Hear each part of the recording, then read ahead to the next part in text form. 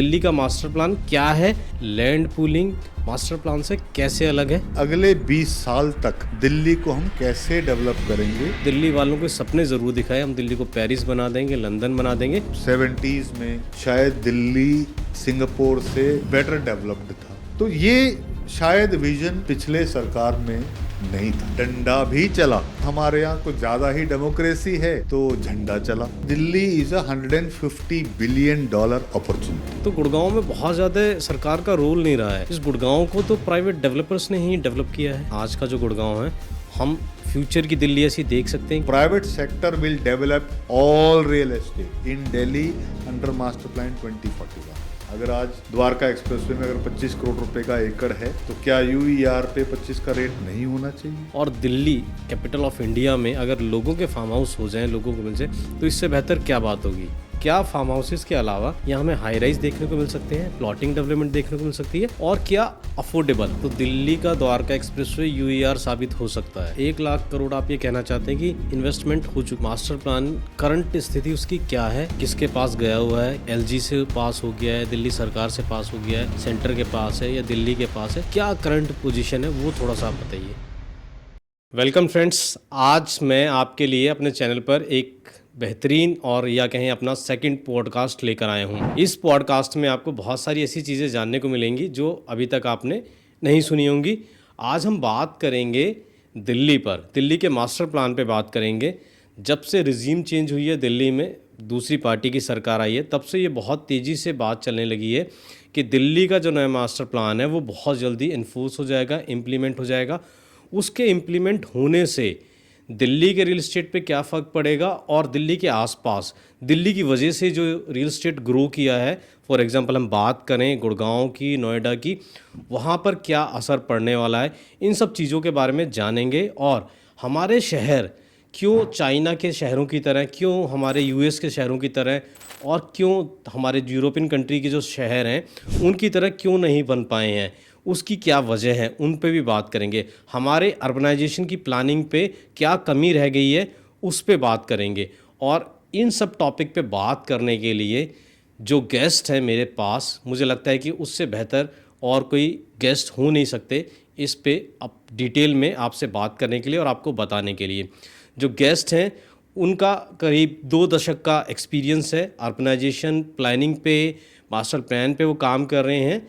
तो मैं आपको इंट्रोड्यूस कराता हूं हमारे गेस्ट से। रमेश मेनन जी हैं। नमस्कार रमेश मेनन जी। नमस्कार जी। आज से 10 साल 20 साल के बाद जाकर रियल इस्टेट कैसा होने वाला है, हमारे शहर कैसे होने वाले हैं, इन सब चीज़ों के बारे में एक डीप नॉलेज मिलेगी। तो आपको ये पॉडकास्ट लास्ट तक देखना है। हम अपना पॉडकास्ट शुरू कर देते हैं। मेनन साहब, कैसे हैं आप? बहुत बढ़िया साहब, thank you for having me. मैं आपसे शुरुआत दिल्ली के मास्टर प्लान से ही करना चाहता हूं कि दिल्ली का मास्टर प्लान क्या है, पहले तो आप ये बताइए। और उससे पहले आप ये बताइए कि मास्टर प्लान की ज़रूरत क्या पड़ती है। मास्टर प्लान की ज़रूरत पड़ती है कि कोई लार्ज लैंड मास को अगर डेवलप करना हो। अगर आप दिल्ली की बात करें, चलो उसको आज़ादी तक ले चलते हैं या आज़ादी से पहले ले चलते हैं। 1908 में जब ब्रिटिश साम्राज्य यहाँ पे रूल कर रहा था, 1908 में उन्होंने ये तय किया कि साहब अब कैपिटल कलकत्ता से दिल्ली शिफ्ट होना चाहिए। तो नेचुरली एक मास्टर प्लान बना, एक बहुत बड़ा लैंड मास रायसीना और जो आज का जो लुटियंस दिल्ली है उसका मास्टर प्लान बना था। उसमें कितने घर होने चाहिए, कितने दफ्तर होने चाहिए, वगैरह वगैरह की प्लानिंग हुई और 1930 तक वो बनते बनते बनते कैपिटल बना।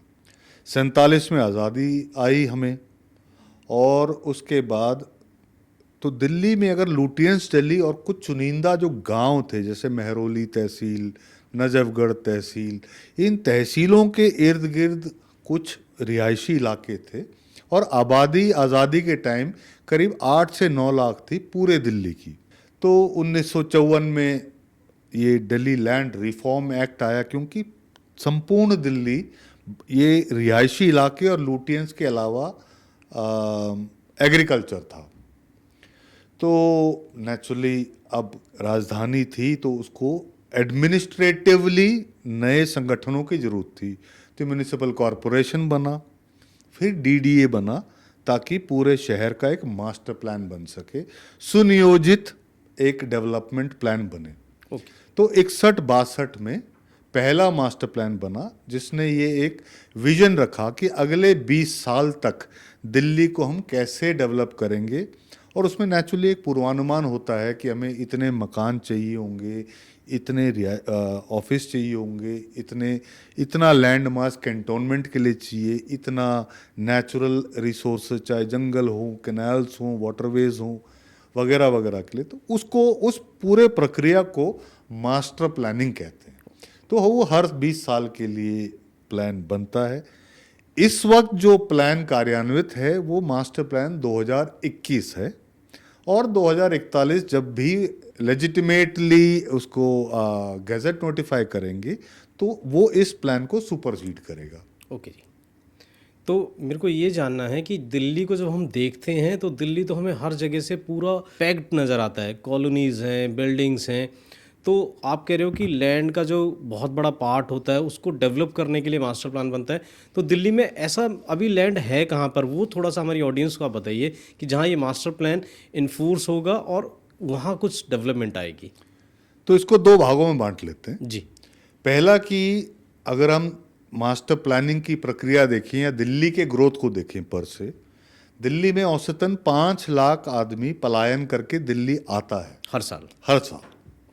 तो अगर उसको आप मान के चलें एक परिवार के 6 मेंबर हों या 7 मेंबर हों या 5 मेंबर हों, 75,000 से लेकर 1 लाख मकान की ज़रूरत है दिल्ली में हर साल। फिर अगर आप 60 के 70 के 80 तक के दशक को देखें, लाइसेंस का राज होता था हर चीज़ में। जी। चाहे आपको स्कूटर लेना हो या आप कंप्यूटर लाना चाहते हो, तो वो एयर कंडीशनर एक अपने आप में एक लग्जरी चीज़ मानी जाती थी। और in all fairness private sector उतना सशक्त नहीं था। तो नेचुरली सरकार ने अपने ऊपर जिम्मेवारी ली पूरे हिंदुस्तान में। स्टेट्स में हाउसिंग बोर्ड बने, दिल्ली में डीडीए था जो मकान बनाता था और अलॉटमेंट करता था, बुकिंग होती थी। रिस्पेक्टिवली हम देखें तो बहुत ज़्यादा कॉलोनीज अच्छे थे पर क्वालिटी अच्छी नहीं थी। जी। दूसरा क्या है कि उसमें फॉरवर्ड लुकिंग प्लानिंग हुई नहीं। मान लीजिए एक वसंत कुंज बना जिसमें ये अनुमान था कि हर घर में एट बेस्ट एक स्कूटर होगा या हर ब्लॉक में 10 कारें होंगी। आज वहाँ देखें स्कूटर एक भी नहीं है और हर घर में 4 कारें हैं। तो उस लिहाज से अगर देखें तो दिल्ली का जो मास्टर प्लानिंग का जो एक्सरसाइज था वो अपने आप में उसका कोई समन्वय नहीं था जिस हिसाब से आबादी बढ़ रही थी। और डीडीए की औसतन सप्लाई 10 से 12 हज़ार पर ईयर था, जहां डिमांड थी लाख मकान की और 10% सप्लाई आ रही थी। तो नेचुरली बाकी लोगों ने बसना तो था ही, उनका कारोबार यहाँ था, रोजगार यहाँ था। तो वो अनऑथराइज सेटलमेंट्स बनते चले गए दिल्ली में। ओके। तो एक भाग तो ये रहा। जी। तो अगर आप आज की दिल्ली को देखें, दिल्ली का जो टोटल लैंड मास है 1486 स्क्वायर किलोमीटर है। जी। तो 2001 तक करीब 702 स्क्वायर किलोमीटर डेवलप हो चुका है। तो मान के चलें एटलीस्ट आधा बचा है। पर प्रैक्टिकली अगर आज देखें, आज की जो सूरत हाल है अनऑथराइज सेटलमेंट्स और सबको देखते हुए, मेरा ऐसा अनुमान है कि मास्टर प्लान ऑल्दो 57,000 हेक्टेयर का लैंड मास कहता है, पर उसमें से आप forest, other natural resources, unauthorised colonies वगैरह सारा माइनस कर दें तो मुश्किल से करीब 500 से 550 स्क्वायर किलोमीटर ही डेवलपेबल लैंड मास बचा हुआ है। जी। तो 550 स्क्वायर किलोमीटर 5 जोन में बटा हुआ है। ओके। अगेन जब डीडीए आकलन करती है या डीडीए रूपरेखा बनाती है मास्टर प्लान का, उनके पास गणना नहीं होती कि अनऑथराइज्ड एरियाज कितने हैं या कितना लैंड मास उसमें चला गया। पुख्ता तौर पे कोई ना कोई सर्वे ज़रूर होता है। जी। जी। बट जो वेकेंड लैंड सरकारी खाके में है उसकी मास्टर प्लानिंग हो जाती है। उसमें से फिर ग्राउंड ट्रूथिंग होती है कि एक्चुअल में कितनी ज़मीन मिलेगी।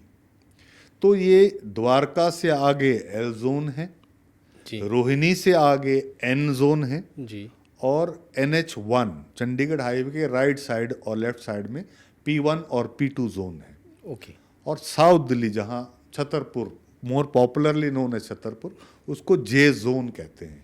तो इन 5 जोन में ये टोटल लैंड मास जो है दिल्ली का मास्टर प्लान 2021 कहें या फोर्थ कमिंग 2041, इन 5 जोन में ही डेवलप होगा। अच्छा, हम इसको आसान भाषा में इस तरह से समझ सकते हैं कि सबसे ऊपर एक मास्टर प्लान है, फिर उसके नीचे जोन्स हैं और फिर जोन्स के नीचे सेक्टर आएंगे, ऐसा? जोन के नीचे सेक्टर हैं।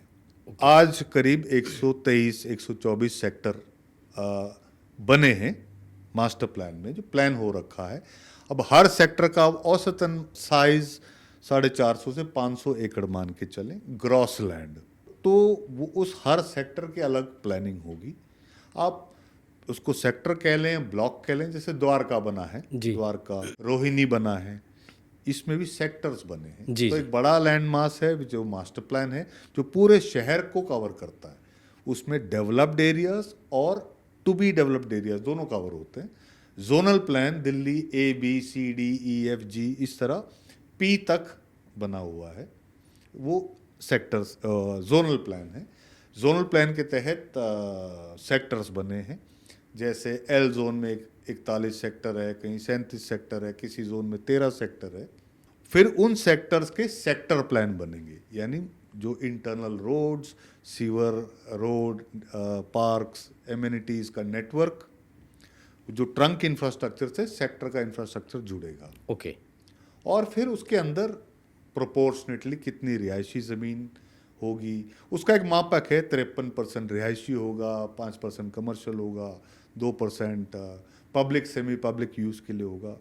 तो आप देखें जहाँ भी आपकी रिहाइश है या जो भी सेक्टर देखें कहीं भी हिंदुस्तान में, मदर डेयरी का बूथ से लेकर, मंदिर से लेकर, playground, apartments, plots, villas, commercial office space, shopping, हर चीज़ की ज़रूरत होती है। तो सेक्टोरल प्लान में ये चीज़ें इंक्लूड होंगी।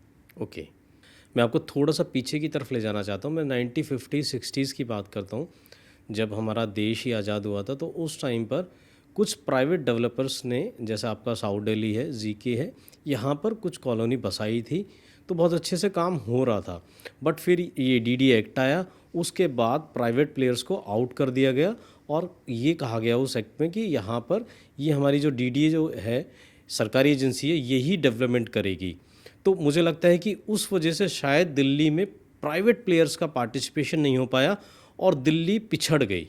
नहीं साहब, इन ऑल फेयरनेस, चलिए देखिए, मैं DDA का क्रिटिक भी हूँ, पर वो ऐतिहासिक है। पर आज क्या बगैर सरकार के सपोर्ट के कोई भी लार्ज स्केल डेवलपमेंट हो सकता है? नहीं। प्राइवेट प्लेयर्स देखिए, वो रियल एस्टेट डेवलप कर सकते हैं। जो पूरी अर्बनाइजेशन की प्रक्रिया है, उसमें पब्लिक प्राइवेट पार्टिसिपेशन की ज़रूरत है। तो ठीक है, कुछ कॉलोनीज प्राइवेट प्लेयर्स ने बनाए, क्या वो उतने ही प्लान्ड हैं जितना होना चाहिए था? शायद नहीं। शायद नहीं। तो ये जो हमारे अंदर जो एक रियलाइजेशन आया है, मैं समझता हूँ ये पिछले 20-25 साल में ही आया है। वो भी रियलाइजेशन मास्टर प्लानर्स को या सरकार को नहीं आया है, पब्लिक। कंज्यूमर नीड चेंज हो गई है। जी। पब्लिक ने बेटर एमिनिटीज मांगने शुरू करे, पब्लिक ने में अवेयरनेस होगी। और आप ये देखें कि हमारी public is very very well travelled. हमारे पास मापक हैं, चाहे 70s में शायद दिल्ली सिंगापुर से बेटर डेवलप्ड था, बट आज आप सिंगापुर से दिल्ली को कंपेयर करेंगे तो कोई कंपैरिजन नहीं है। उसमें सिर्फ ये था, पॉलिसीज अर्बनाइजेशन की चाहे सिंगापुर हो या दिल्ली हो, बाय एंड लार्ज सेम ही होती हैं। पर यहाँ के जो सरकारें थीं, उनमें ना वो अनुभव था, ना वो विजन था कि हम किसी एक क्षेत्रफल को मॉडर्न रूप से डेवलप कर सकते हैं। जबकि सिंगापुर में लेवल ऑफ पॉलिटिक्स कह लें या लेवल ऑफ पॉलिटिकल अवेयरनेस कह लें, वो बेटर था, तो डंडा भी चला। जी। और हमारे यहाँ कुछ ज़्यादा ही डेमोक्रेसी है, तो झंडा चला। तो झंडा और डंडा अगर दोनों सम रूप से चलें और पब्लिक डिमांड करें कि सब हमारे को बेटर इंफ्रास्ट्रक्चर कनेक्ट चाहिए, हमें बेटर क्वालिटी ऑफ लाइफ चाहिए, तो ये सरकारों को वो चीज़ें करनी पड़ेंगी, वो पॉलिसी को बदलना पड़ेगा। वो एक अजम्पशन था उस वक्त कि प्राइवेट सेक्टर नहीं, सरकार ही करेगी, वरना प्राइवेट सेक्टर आम जनता का अहित करेगी और सिर्फ सरकार ही है जो आड़े आके एक को दूसरे को एक्सप्लॉइट करने से रोकेगी, बचा सकती है। अब वो है नहीं। आप रोज़मर्रा में जो भी कंज्यूम कर रहे हैं, from daily needs to automobiles to phones, आज वही सरकारें हैं जो प्राइवेट सेक्टर को रोड शो के माध्यम से बुला बुला के ला रहे हैं। और दिल्ली के मास्टर प्लान में भी कुछ अलहदा नहीं होगा, यही सरकार होगी, यही डीडीए होगा, यही मिनिस्ट्रीज होंगी जो रोड शो करेंगी।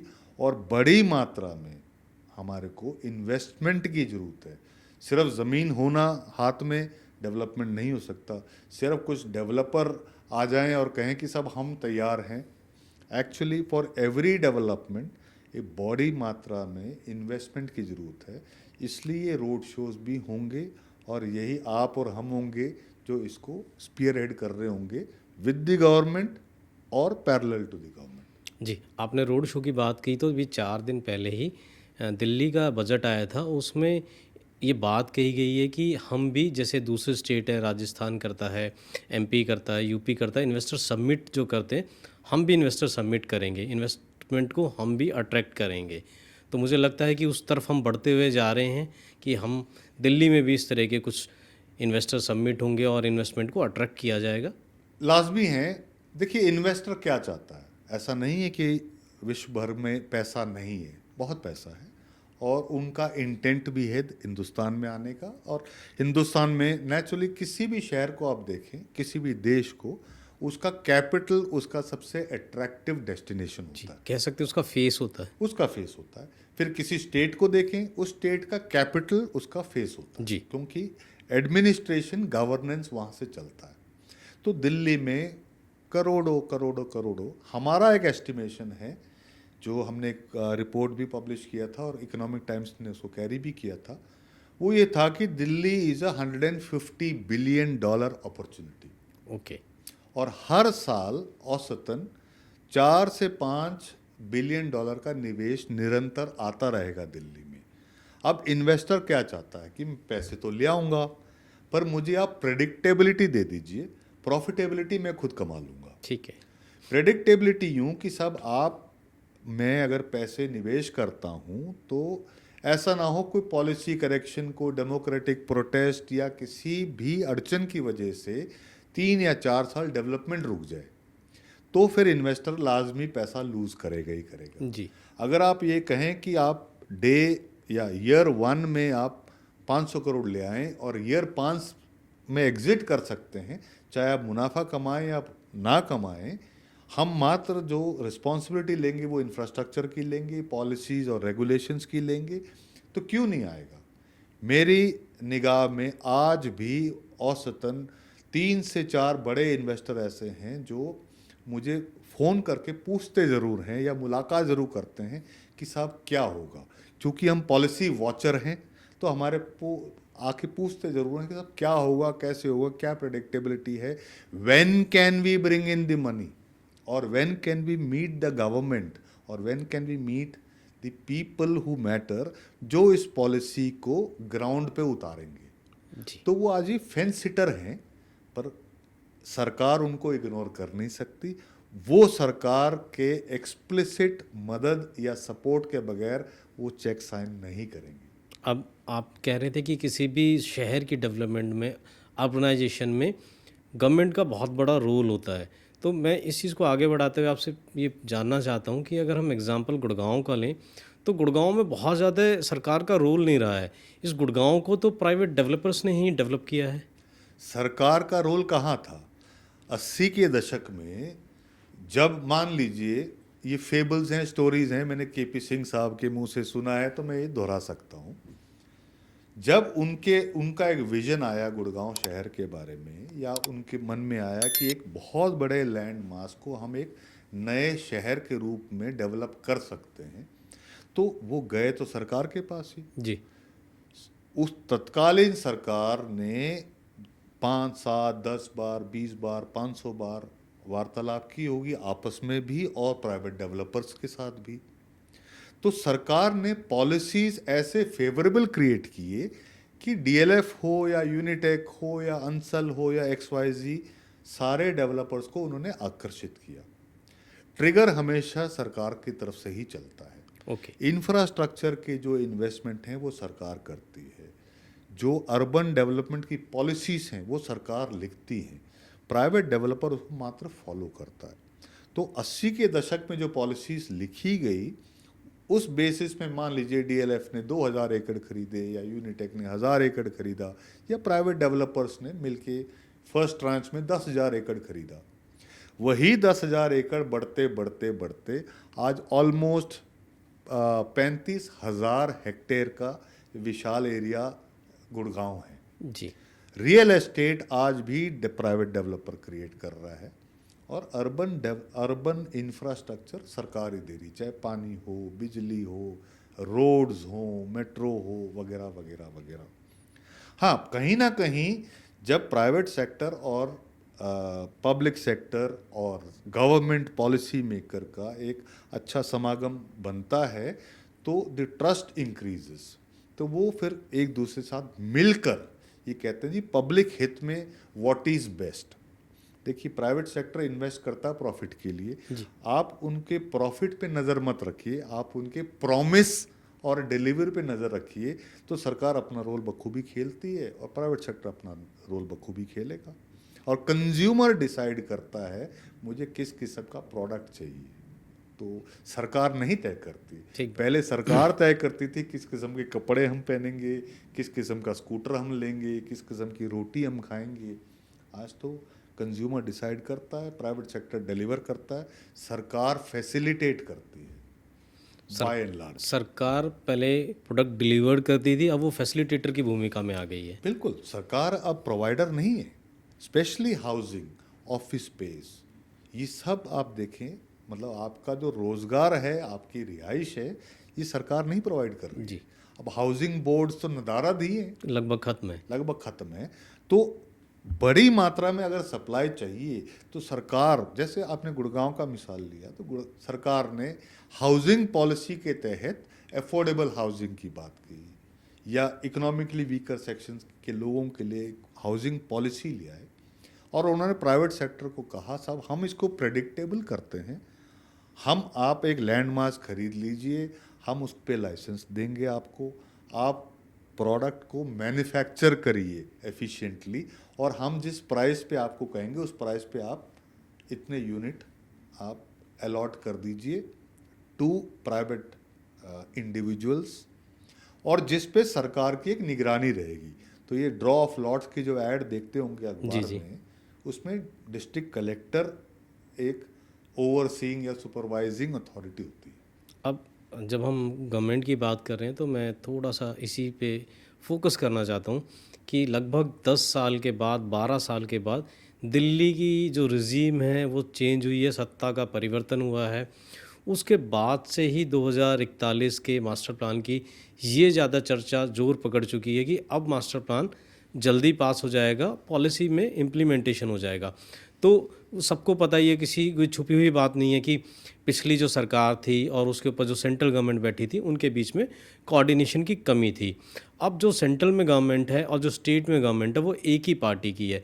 इसको आप किस तरह से देखते हैं? ये एक पॉजिटिव चीज़ है दिल्ली के लिए, दिल्ली के इंफ्रा के लिए, दिल्ली के लोगों के लिए और देश के लिए? नहीं, नेगेटिव तो कुछ हो नहीं सकता जी। क्यों इम्पोर्टेंट है ये? आप देखें कि हमने बात की पॉलिसी, रेगुलेशन, इम्प्लीमेंटेशन वगैरह वगैरह वगैरह। पॉलिटिकल स्टेबिलिटी चाहे वो देश के लेवल पे हो या स्टेट के लेवल पे हो, या हम उसको फैमिली यूनिट कहें या बिजनेस यूनिट कहें, बिजनेस फैमिलीज कहें, स्टेबिलिटी अपने आप में वही एक कारण है जो फाइनेंसेस लेके आता है।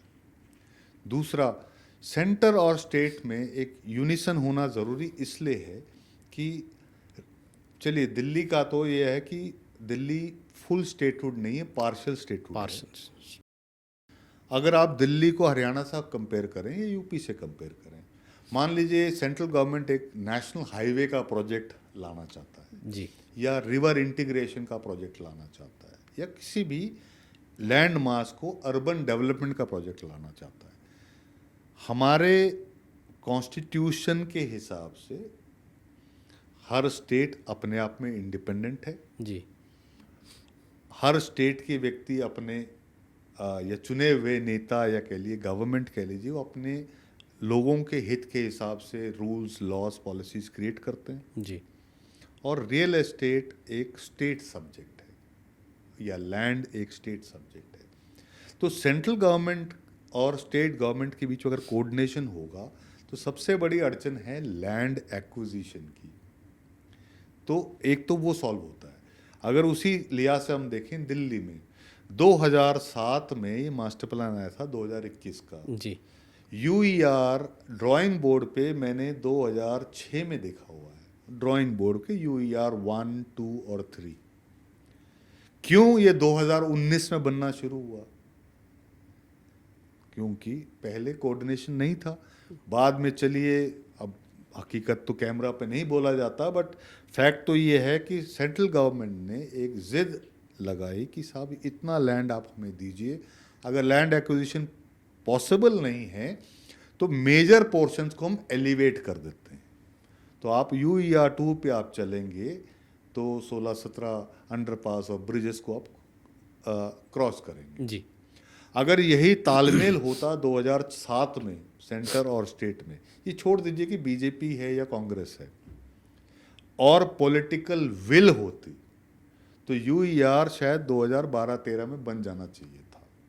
अब यूईआर बन गया। इसी तरीके से अब जो पॉजिटिव नॉइजेस हम सुन रहे हैं जी सेंटर और स्टेट की, सेंटर की बोली स्टेट कहती है, स्टेट की जो विश लिस्ट है उसको सेंटर कहता है जी हम पूरी करेंगे। लेट अस नॉट फॉरगेट कि हम सिर्फ रियल एस्टेट की बात नहीं कर रहे हैं। हमारे दिल्ली में लार्ज एरियाज के वाटर के पाइपलाइन 40 साल पुरानी होंगी, जी इलेक्ट्रिकल कनेक्शंस पुराने होंगे, सीवरेज है। सीवर नेटवर्क ट्रंक लाइंस बहुत पुराने होंगे। और लेट अस नॉट इग्नोर कि 50 से 60 लाख की आबादी अनऑथराइज कॉलोनीज में, जी जिसको हमारे किसी मित्र ने कहा था गत्ते के डब्बे एक दूसरे से टिके हुए हैं। वेदर उनको बेटर फैसिलिटीज़ मुहैया कराना हो, ट्रंक इंफ्रास्ट्रक्चर से कनेक्ट करना हो, ये सारे जो कोऑर्डिनेशन है, अगर सेंटर और स्टेट दोनों का विजन मिशन और एबिलिटीज़ कंबाइन होती हों, उसमें बहुत बहुत बहुत ज़्यादा गति आएगी। ये शायद यही एक वजह है जो प्राइवेट सेक्टर के निवेशक पिछले 5, 7, 10 साल से फेंस सिटर थे, वो सारे वापस आ गए मार्केट में पूछने के लिए कि क्या साहब अब क्या होगा। अब ये सरकार का दायित्व है वो प्राइवेट सेक्टर के लोगों को जोड़ें अपने साथ, और वही जो वेदर वो रोड शो करें या, पर वो उनको एक कॉन्फिडेंस दें कि साहब आप पैसे लगाइए, हम और आप मिलकर दिल्ली को एक बेहतर दिल्ली बना सकते हैं। जी political stability is extremely extremely important. तो जो करंट रिजीम आप देखते हैं, चाहे वो सेंटर के लेवल पर हो, चाहे रिसेंटली भी 2 महीने पहले स्टेट में गवर्नमेंट चेंज हुई है, इसमें आप क्या देखते हैं कि पिछली जो रिजीम है उनसे ज़्यादा आपको विल पावर और पॉजिटिविटी नज़र आती है कि दिल्ली को लेके कुछ सुधार होगा? क्योंकि जो भी पिछली सरकारें आई या पार्टी की सरकारें आई, सब ने दिल्ली वालों को सपने ज़रूर दिखाए, हम दिल्ली को पेरिस बना देंगे, लंदन बना देंगे, लेकिन दिल्ली की स्थिति किसी से छुपी नहीं है। आज भी सबको पता है दिल्ली कैसी है। हज़ारों हज़ार अनऑथराइज कॉलोनीज़ हैं, रोज़ नई अनऑथराइज कॉलोनीज़ बसती हैं, सीवरेज का पानी बाहर पड़ा रहता है, और सबसे इम्पॉर्टेंट चीज़ जो दिल्ली की लाइफ लाइन कही जाती थी, यमुना रिवर, वो एक गंदे नाले में तब्दील हो चुकी है। तो इन सब चीज़ों को आप कैसे देखते हैं कि इसमें कुछ सुधार देखने को मिलेगा? देखिए साहब, दिल्ली की सबसे बड़ी बीमारी क्या है या दिल्ली की सबसे बड़ी प्रॉब्लम क्या है कि मल्टीप्लिसिटी ऑफ अथॉरिटी है जी और वो सारा कन्वर्ज करके एक जगह कंट्रोल पे नहीं जाता। अगर आप पावर सेंटर्स देखें दिल्ली में, सेंट्रल गवर्नमेंट की जो मिनिस्ट्रीज हैं उनको मैं नहीं कहता, lieutenant governor, chief minister, various ministers, municipal corporation, Delhi जल बोर्ड, बिजली वितरण निगम, कुछ प्राइवेट कुछ पब्लिक सेक्टर, तो एक दूसरे से कोई कोऑर्डिनेशन था नहीं। अनाउंसमेंट करने में पिछली सरकार ने कई अनाउंसमेंट किए। ये कहना बड़ा आसान है हम दिल्ली को सिंगापुर बना देंगे या लंदन बना देंगे, प्लानिंग किस चीज़ के लिए करनी है? पहले प्लानिंग करनी है हमारी आबादी के लिए। अब आबादी का नंबर आप ले लें, जब 2021 का मास्टर प्लान बन रहा था तब ये बात हुई थी कि हमें 2 करोड़ या 2.25 करोड़ की आबादी के लिए प्लान करना है। और जब वो मास्टर प्लान लिखा जा रहा था 2004, 5, 6 में, उस वक्त की आबादी हमारी थी 1 करोड़ 30 लाख। मतलब अगली डबल आबादी के लिए तो ये तैयारी बात की हुई थी कि हमें 1 करोड़ जो आबादी में इजाफा होगा उसके लिए मास्टर प्लानिंग करनी है। उसमें तो कुछ किया नहीं, वो 10 साल तो हमने ज़ाया कर दिए, जी। कुछ नहीं किया। पर क्या वो 1 करोड़ आए? अंदर आए ज़रूर। बिल्कुल आए। वो सारे अनऑथराइज कॉलोनीज में बस गए। छोटा परसेंटेज जो प्लॉट्स जो ग्रेटर कैलाश जैसे इलाके में जो एक प्लॉट एक मकान था वो 4 हो गए। पर रीडेवलपमेंट और उसमें तो 10-15% का आबादी को आप एब्जॉर्ब करोगे, बाकी सब अनऑथराइज्ड में ही चला गया। अब हमारा अनुमान है कि 2041 तक दिल्ली की आबादी 3.5 करोड़ होगी। तो ये जो मास्टर प्लानिंग का एक्सरसाइज है, मेरी समझ से ऑलमोस्ट 2.5 करोड़ की आबादी के लिए करना पड़ेगा। तो 2.5 करोड़ आबादी के लिए क्या क्या चाहिए?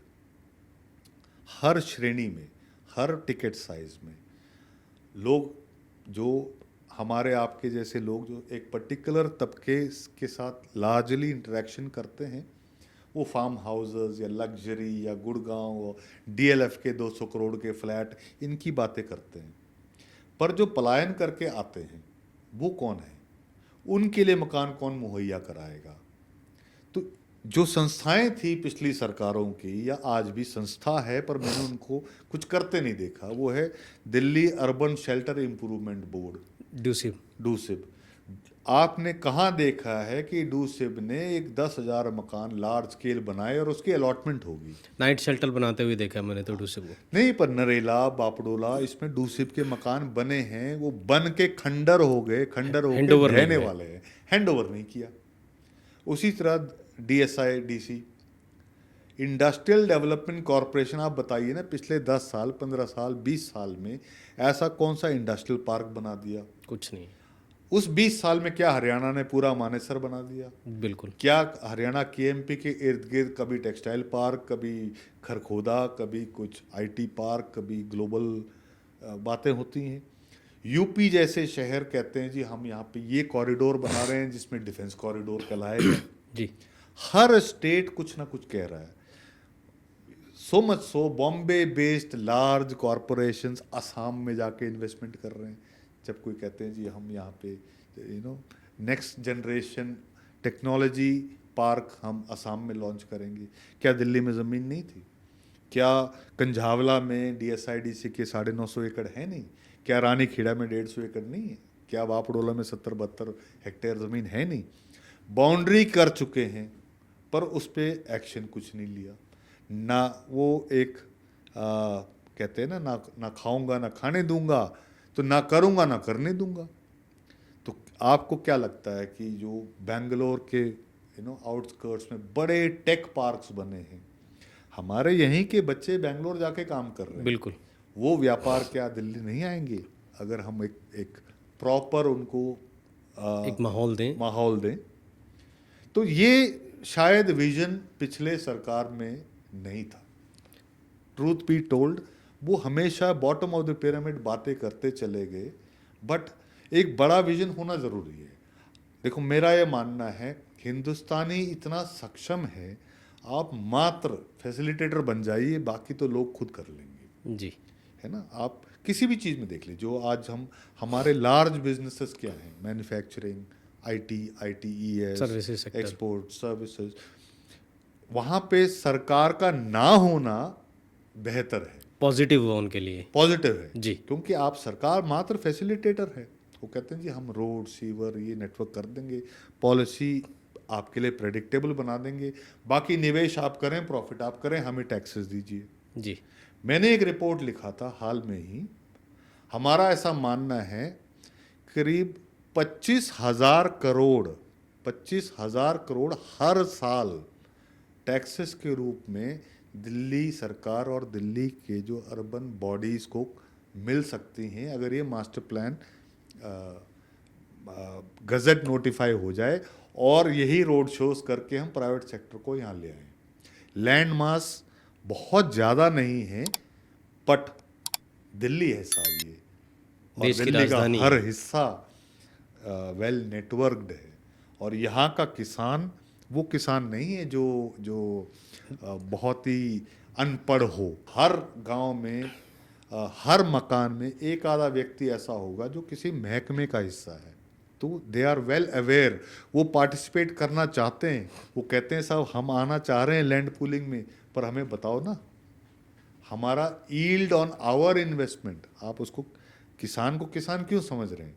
अगर व्यापारी 5 करोड़ की ज़मीन खरीद रहा है पर एकड़, तो किसान जिसके पास 10 एकड़ है विरासती, उसका तो 50 करोड़ रुपए तो ब्लॉक है। जी। ऐसे अगर आपके पास 1000 किसान हैं तो 50,000 करोड़ तो आपके ब्लॉक कर रखे हैं आपने। पर वो आंकड़ा बहुत ज़्यादा है, उससे बहुत ज़्यादा है। आपने बहुत इम्पोर्टेंट इस चीज़ में बात में एक चीज़ निकाली है, लैंड पूलिंग। मैं उस पे आने वाला भी था। आपसे मैं समझना चाहता हूँ कि लैंड पूलिंग मास्टर प्लान से कैसे अलग है, ये थोड़ा सा समझाइए। और दिल्ली में लैंड पूलिंग पॉलिसी की क्या स्थिति है ये भी बताइए। और इससे आगे और भी लैंड पूलिंग से जुड़े सवाल हैं, वो मैं आगे पूछूंगा आपसे। नहीं देखिए, लैंड पूलिंग मास्टर प्लान से अलहदा नहीं है, उसका हिस्सा है। हिस्सा हिस्सा है। मास्टर प्लान तो ये कहता है कि सब दिल्ली हिंदुस्तान का पहला ऐसा स्टेट होगा जो 100% अर्बनाइज्ड होगा। हिंदुस्तान का पहला स्टेट जो 100% अर्बनाइज्ड होगा। अब नेचुरली उसमें स्पेशियल प्लानिंग होगी, एक फ्रेमवर्क बनेगा कि जो स्पेस की रिक्वायरमेंट होगी उसकी प्लानिंग कैसे होगी।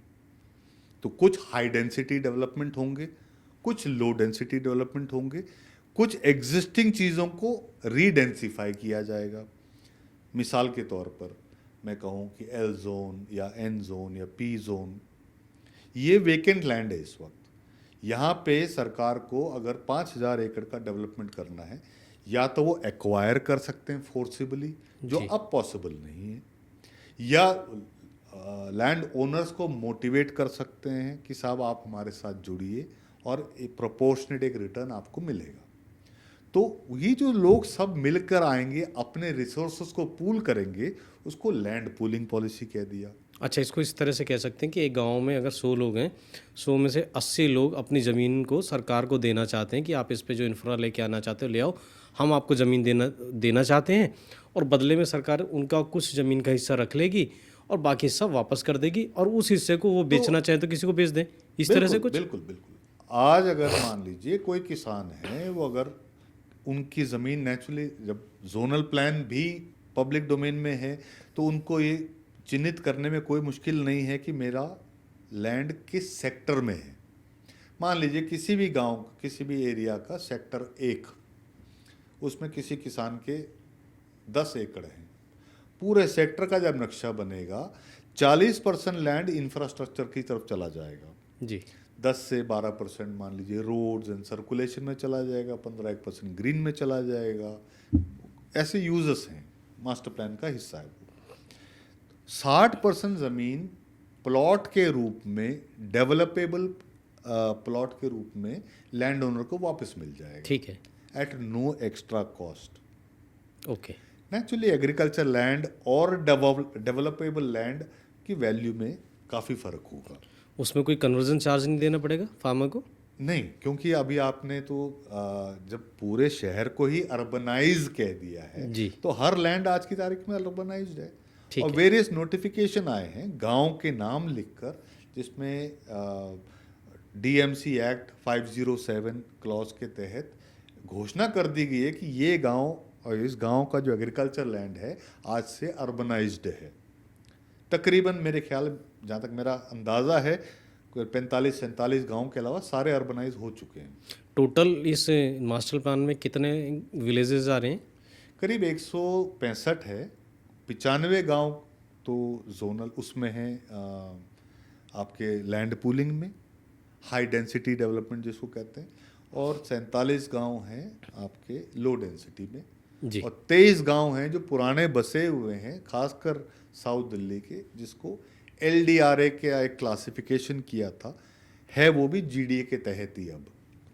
Okay, LDARA, low density residential low density residential Farm area की houses। पॉलिसी आई थी पुरानी, जी जी। पर अब जो नया मास्टर प्लान आएगा उसमें थोड़ा और इंक्लूसिव बात हो रही है, green development area. Okay. Land mass वही रहेगा, पर उसके लैंड यूजर्स थोड़े और चेंज होंगे।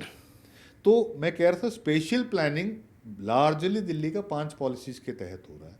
लैंड पूलिंग, जी ग्रीन डेवलपमेंट एरिया, जब रीडेंसिफाई होगा उसको TOD की पॉलिसी कह लीजिए, जो मेट्रो के साथ या रेलवेज के साथ हाई डेंसिटी डेवलपमेंट। फिर आएगा अर्बन रीजनरेशन। अर्बन रीजनरेशन उन कॉलोनीज का जो 50 के दशक में या 60 के दशक में बने थे, अब वो खंडर हो रहे हैं, या उस वक्त की FSI बहुत कम थी, या उस वक्त की ज़रूरतें कम थी, या उस वक्त के अपार्टमेंट छोटे थे, उनको भी आप री अर्बनाइज या री एनर्जाइज कर सकते हैं। और लास्टली जो अर्बन रीजनरेशन होगा, कच्ची कॉलोनियों का होगा। अल्टीमेटली आप उनको आइलैंड बना के अलग नहीं कर सकते, उसको ख़त्म नहीं किया जा उनको सकता। मेन लाइन में लाना पड़ेगा। सिर्फ कच्ची कॉलोनियों को क्यों, मैं तो कहता हूँ जब DDA ने पुराने जो शहर बसाए, चाहे रोहिणी हो, द्वारका हो, वसंत कुंज हो, जो गांव थे जहाँ रिहायशी आबादी थी, जो लाल डोरे की ज़मीनें थी, उनको अल्ट्रा मॉडर्न इंफ्रास्ट्रक्चर से मरहूम रखा, उनको छोड़ अलग दिया, उनको रखा, अलग। छोड़ दिया। वो नहीं होना चाहिए। Every village has to be brought in. ठीक है, उनका अधीर अलग है, या छोटे प्लॉट कटे हैं, वो कब्जा बहाल है, जिसका जितनी ज़मीन है उतनी ही है, जी जी। उसको रीडेवलप करना अपने आप में एक चैलेंज है, उसकी एक पॉलिसी अलग है। पर एटलीस्ट ट्रंक इंफ्रास्ट्रक्चर तो उस गांव तक ले जाना ही चाहिए। और जो प्राइवेट सेक्टर के लोग सेक्टोरल डेवलपमेंट करेंगे, कुछ हमारे जैसे लोग जो इंटीग्रेटर बनेंगे सारे स्टेक होल्डर का, हम कोशिश करेंगे कि जो इंफ्रास्ट्रक्चर है उसमें कोई डिफरेंस ना रहे बिटवीन द लालडोरा विलेज और जो नए सेक्टर बनेंगे। कोई क्लास डिवाइड या कास्ट डिफरेंस होना नहीं चाहिए। अब मैं ये समझना चाहता हूँ आपसे कि ये जो नया मास्टर प्लान है ये पिछले मास्टर प्लान से कैसे अलहदा है, और क्या इस मास्टर प्लान में प्राइवेट प्लेयर्स के लिए कुछ स्कोप है? पिछले में उतना स्कोप नहीं था, वो मैं जानना चाहता हूँ ताकि हमारी ऑडियंस तक आपकी बात पहुँचे। सर, प्राइवेट सेक्टर के लिए तो स्कोप हमेशा ही था। मास्टर प्लान 2021 में भी था, 2041 में भी है। फ़र्क क्या है? फ़र्क ये है कि पुराने जो प्लान में जो भी देखिए, इम्प्लीमेंटिंग एजेंसी अगर एक हो इन कंट्रोल, और वो बाकी सबका के साथ कोऑर्डिनेट कर ले, जो ओरिजिनल थॉट था कि DDA will be the single window. जी। अब फायर क्लियरेंस चाहिए हो, दिल्ली जल बोर्ड क्लियरेंस चाहिए हो, या कोई चीज़ आपने कहीं खुदाई करनी हो, तो आपको पता तो रहे कि ज़मीन के नीचे क्या है। कहीं ऐसा तो नहीं इंडियन ऑयल कॉरपोरेशन का कोई पाइपलाइन जा रहा हो, जी। या किसी बिजली विभाग की तारें जा रही हों। तो अगर एक एजेंसी सारे लैंड मास का कोऑर्डिनेटर बन जाता है तो प्राइवेट सेक्टर बहुत इंटरेस्टेड होगा। सैडली जो पुराने सरकारें थी, या जो centre, state, MCD, service providing agencies में कोऑर्डिनेशन ना होने की वजह से प्राइवेट सेक्टर एक्साइटेड नहीं था। अब अगर चाहे सेंट्रल गवर्नमेंट के मंत्री हों, या दिल्ली के जो डिसीजन मेकर्स हों, सर्विस प्रोवाइडिंग एजेंसीज हों, अगर ये कहना शुरू कर दें कि साहब हम ये सब आपको एक अच्छे प्लेटफॉर्म पे सुनियोजित तरीके से नक्शे में आपको हम ये बता सकते हैं, और हम आपके साथ मिल के चलेंगे सेक्टर लेवल डेवलपमेंट प्लान पे, तो क्यों नहीं प्राइवेट सेक्टर आएगा। फ़र्क एक और आ गया है, DDA अपने आप में बहुत बड़ा प्रॉफिट मेकिंग बॉडी नहीं है, जिस तरीके से बाकी इंडस्ट्री, चाहे फार्मास्यूटिकल ले लो, हेल्थ केयर ले लो, आप इवन सोशल इंडेक्सिंग के जो इंडस्ट्रीज ले लो, मैन्युफैक्चरिंग, डिफेंस, हर जगह तो अब हमें धीरे धीरे धीरे नहीं बढ़ना, हमें एक लीप लेना है। जी। तो हमारे को विश्व भर में जो बेस्ट टेक्नोलॉजीज हैं वो चाहिए, विश्व के जो बेस्ट ब्रेन्स हैं वो चाहिए। वो सरकार में तो आएंगी नहीं, शायद नीति आयोग तक आ जाएंगे, पर ग्राउंड लेवल पे नहीं आएंगे। तो उन सबको लाने के लिए प्राइवेट सेक्टर को एनकरेज करना पड़ेगा कि वो सरकार के साथ मिलकर ये डेवलपमेंट प्लान रोल आउट करे। तो private sector will develop all real estate in Delhi under master plan 2041। All real estate will be developed by private sector, all infrastructure will be developed by DDA. जहाँ तक मैंने पढ़ा है 2041 का master plan notified नहीं है बट डॉक्यूमेंट अवेलेबल है, उसमें ये कहा गया है कि डीडी अब तक जो सर्विस प्रोवाइडर की भूमिका में था और वो फैसिलिटेटर की भूमिका में होगा और हम प्राइवेट प्लेयर्स का इसमें पार्टिसिपेशन के लिए उनको एनकरेज करेंगे, ऐसा कुछ मैंने पढ़ा है। सर डीडीए का रोल पहले क्लियर नहीं था, अब बिल्कुल क्लैरिफाई हो गया है। पहले वो लैंड एग्रीगेटर भी था, वो फंडर भी था, प्लानर भी था, एग्जीक्यूटर मैन्युफैक्चरर भी था, सेलर भी था, कलेक्टर भी था और रेगुलेटर भी था। जी, तो चोर कोतवाल सब एक ही साथ। एक ही आदमी था। बट अब क्या है, DDA will act as a facilitator, would mean कि अगर कोई बड़े लैंड मास का डेवलपमेंट हो रहा है या होना है, वहाँ तक रोड ले जाना है, वहाँ तक ट्रंक इंफ्रास्ट्रक्चर ले जाना है, चाहे सीवर का हो, पानी का हो, बिजली का हो, तो ये सारे चीज़ें डीडीए मुहैया कराएगा। और अगर प्राइवेट सेक्टर कुछ बना रहा है, whether it is housing, commercial, industrial, वो 100% उनका है। ओके, तो इसलिए मैं कहता हूँ for ease of clarity, understanding कि रियल एस्टेट प्राइवेट सेक्टर बनाएगा और इंफ्रास्ट्रक्चर डीडीए बनाएगी, पर डीडीए फैसिलिटेटर और रेगुलेटर रहेगा। जी, डीडीए रेगुलेटर भी तो डीडीए रहेगी ना, ताकि वो ये कह सकें कि जो आपने वादा किया है आप कर रहे हो नहीं कर रहे हो।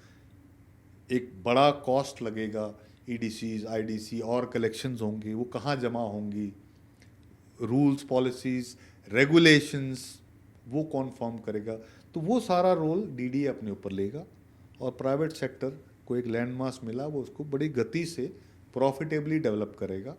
वन आई से प्रेडिक्टेबली एंड प्रॉफिटेबली। वो ज़रूरी है ये समझना कि हमारे को ईडब्ल्यूएस के फ्लैट्स भी चाहिए, हमारे को 50 लाख रुपए में फ्लैट्स भी चाहिए, 1 करोड़ में भी चाहिए, 2 करोड़ में भी चाहिए। वो गुड़गांव वाला हाल ना हो जाए जो हर आदमी 2 करोड़ के फ्लैट की बात कर जी, मैं उस पर आऊँगा। हाँ, मैं अब आपसे ये पूछना चाहता हूँ कि इस मास्टर प्लान को जो 2041 की हम बात कर रहे हैं, अगर इसको ढंग से इम्प्लीमेंट किया गया तो क्या हम जो आज गुड़गांव देखते हैं, आज का जो गुड़गांव है, हम फ्यूचर की दिल्ली ऐसी देख सकते हैं क्या? फ्यूचर में दिल्ली ऐसी देख सकती है क्या हमें? देखिए हर जो डेवलपमेंट होता है वो स्टेप अप होता है। जी, तो गुड़गांव अगर बेंचमार्क है तो दिल्ली नेचुरली उसका एक स्टेप अप होगा। कई ऐसे डेवलपर्स हैं गुड़गांव में जिन्होंने बड़ा लैंड मास डेवलप किया है, मार्की डेवलपर्स हैं ग्लोबल, उनकी भी तो ज़मीनें होंगी दिल्ली में, वो कोई अनऑथराइज कॉलोनी या डीडीए के जो पुराने फ्लैट्स हैं उस किस्म का कॉलोनाइजिंग तो करेंगे नहीं। तो ये आप मान के चल सकते हैं, अगर मास्टर प्लान का जो विजन है उसको इन लेटर एंड स्पिरिट अगर उसको हम रोल आउट करते हैं तो दिल्ली का एक नया स्वरूप निकल के आएगा। वो ना केवल ग्रीनफील्ड डेवलपमेंट में होगा, उसकी देखा देखी। मैं आपको एक मिसाल देता हूँ, एक कंपनी है डीएलएफ। जी, एक जगह थी जकीरा जहाँ इंडस्ट्रियल था, कंजेशन था, वहाँ पे डीएलएफ ने एक प्रोजेक्ट बनाया कैपिटल ग्रीन।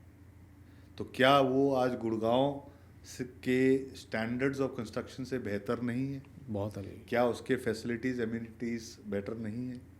तो हम पुराने बेंचमार्क को छोड़ के जो नया ग्रीनफील्ड डेवलपमेंट आएगा वो सारा ही क्वालिटी ए का होगा।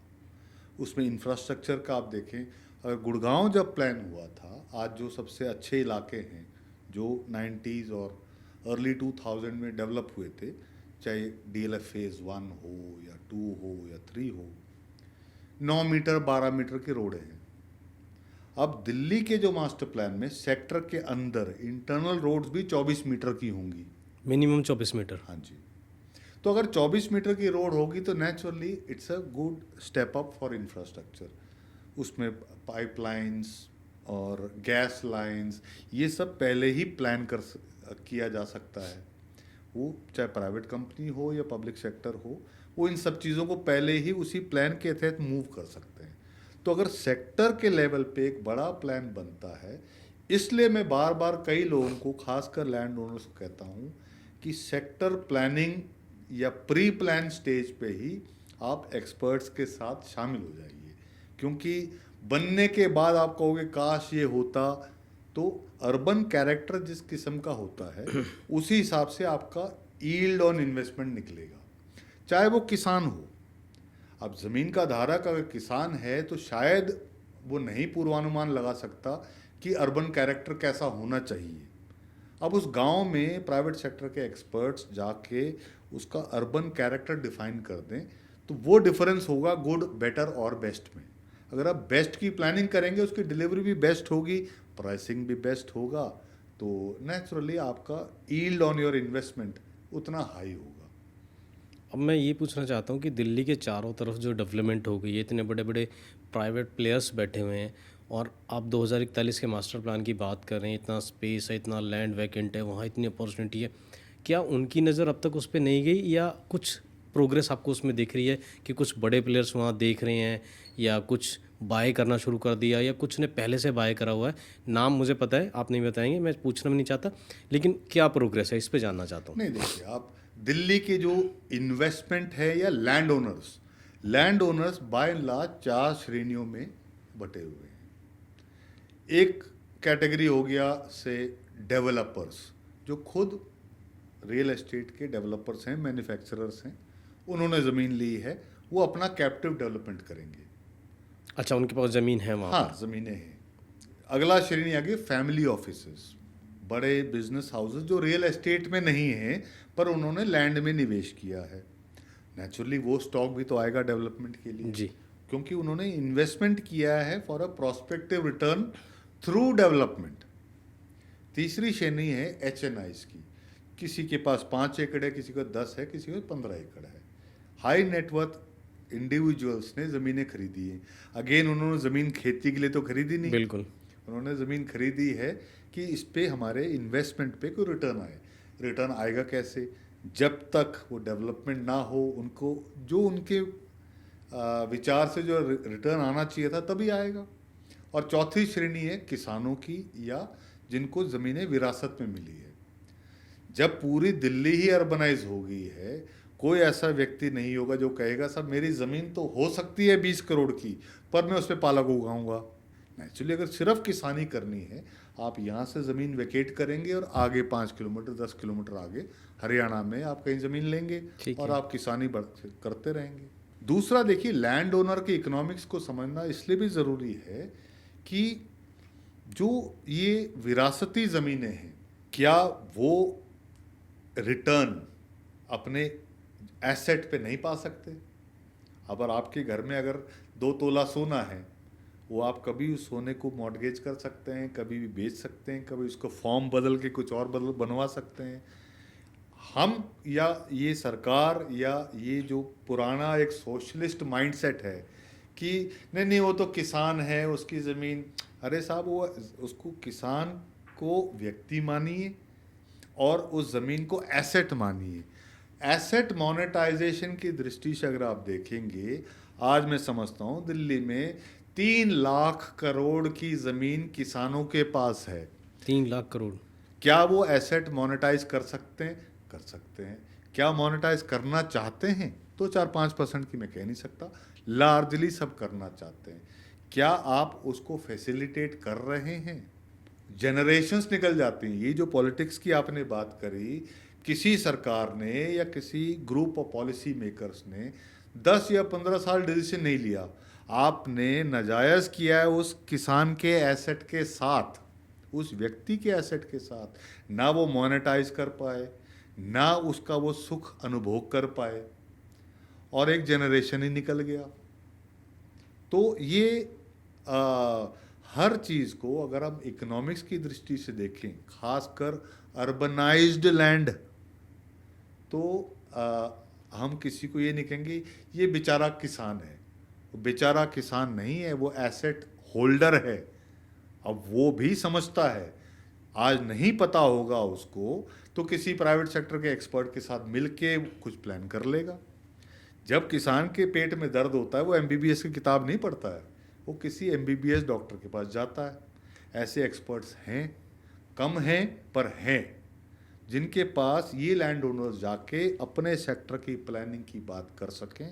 और मैं कह सकता हूँ पुख्ता रूप से, कई लोग मुझसे कंसल्ट करने आए, मैंने कहा साहब आप ये मत बेचिए, क्योंकि आपकी ज़मीन का प्रोस्पेक्टिव वैल्यू 20 करोड़ है, ये 40 करोड़ है, ये 30 करोड़ है। पर आज आप कहें कि नहीं साहब ये आज 3 करोड़ की है, 2 करोड़ की है, क्योंकि उसका इंडेक्स ऑफ डेवलपमेंट नहीं बना है। तो ये ज़रूरी है समझना कि सिर्फ इन्वेस्टर या डेवलपर से शहर नहीं बनता, स्टेक होल्डर सारे ही हैं। लैंड ओनर को मैं लैंड ओनर मानता हूँ, डेवलपर तो चलिए वो मैन्युफैक्चरर है, और उसने अगर 100 एकड़ का रॉ मटेरियल लिया है वो अपने 100 एकड़ तक ही सीमित रहेगा या 150 एकड़ तक बढ़ जाएगा। पर स्टेक होल्डर्स को सबको देखोगे तो वो 50,000 एकड़ का लैंड पूलिंग होता है, या 85,000 का GDA और बाकी सारी स्कीमों के तहत डेवलप होंगे। दूसरा मैं इस पे आना चाहता हूँ, अभी आपने एक बात छेड़ी थी, एक बात कही थी कि मैंने पेपर्स पे UER 1, 2, 3 देखे थे, और अभी तक अगर हम देखें फिजिकली तो हमें UER 2 देखने को मिलता है। तो UER 1 कहाँ से निकलेगा, UER 3 कहाँ से निकलेगा, इसके बारे में जानना चाहते हैं हम। और साथ में ये भी जानना चाहते हैं क्या UER 1, 2, 3 क्या उसी एरिया से निकाला जा रहा है जिसमें हम बात कर रहे हैं कि ज़मीन वैकेंट है, मास्टर प्लान के तहत वहाँ पे डेवलपमेंट होगी? नहीं, UER 1 भी NH1 यानी चंडीगढ़ हाईवे से लेकर NH8 तक प्लान किया गया था। ठीक है, थोड़े अलाइनमेंट में तब्दील हुई है उसके। दैट बिसाइड्स मास्टर प्लान में UER 1 और 2 तो NH1 से लेकर NH8 तक है। अब ठीक है, UER 2 को फर्दर NH8 यानी जयपुर हाईवे से लेकर NH2 यानी फरीदाबाद मथुरा हाईवे तक ले जाने का भी प्रपोजल है। वहाँ अभी एक्वायर हुआ नहीं है, वो कब बनेगा मुझे पता नहीं। UER 1 जो है लार्जली वेकेंट एरिया से ही प्लान्ड है। हाँ, क्या सरकार एक्वायर करेगी उस लैंड को, क्या वो लैंड पूलिंग के जो 40% लैंड में से मिलेगा, वो मैटर ऑफ रेगुलेशंस हैं। उसके रेगुलेशंस अभी है नहीं जी। जब बनेंगे तो मुझे मालूम है जब बड़ा लैंड मास जब आ जाएगा तो UER 1 भी बनाने की प्रक्रिया शुरू हो जाएगी। पर सिर्फ हाईवे बनाने का फ़ायदा नहीं है। अभी जो UER 2 बना है, मेरी समझ से अगले 2-3 महीने में UER 2 पूरा ऑपरेशनल हो जाना चाहिए। Large parts 90-95%। मैं आज भी आपसे मिलने से पहले UER नरेला तक जाके वापस आया हूँ। तो एक्सेप्ट 1-2 पॉकेट तकरीबन सब जगह ही सरफेस वर्क चल रहा है, स्ट्रक्चरल वर्क कंप्लीट है। तो पहले तो ये ट्रैफिक इस पे चले, जब ये थोड़ा सा कंजेस्ट होने लगे तो UER 2 की बात, UER 1 की बात भी सोची जा सकती है। मैं ये इसलिए कह रहा हूँ क्योंकि गुड़गांव में सिर्फ एक द्वारका एक्सप्रेसवे बना तो उससे रियल एस्टेट की पूरी एक पिक्चर चेंज हो गई एक हाईवे के बनने से। और यहाँ पर हम 3 हाईवेज़ की एक्सप्रेसवे की बात कर रहे हैं। एक की जगह अगर 3 हाईवे निकलेंगे तो मुझे लगता है ज़रूर रियल एस्टेट और इंफ्रास्ट्रक्चर पे उस एरिया में कुछ ना कुछ सुधार देखने को मिलेगा। देखो, द्वारका एक्सप्रेसवे इंडिपेंडेंटली गुड़गांव के सेक्टर्स के लिए नहीं बनाया गया है।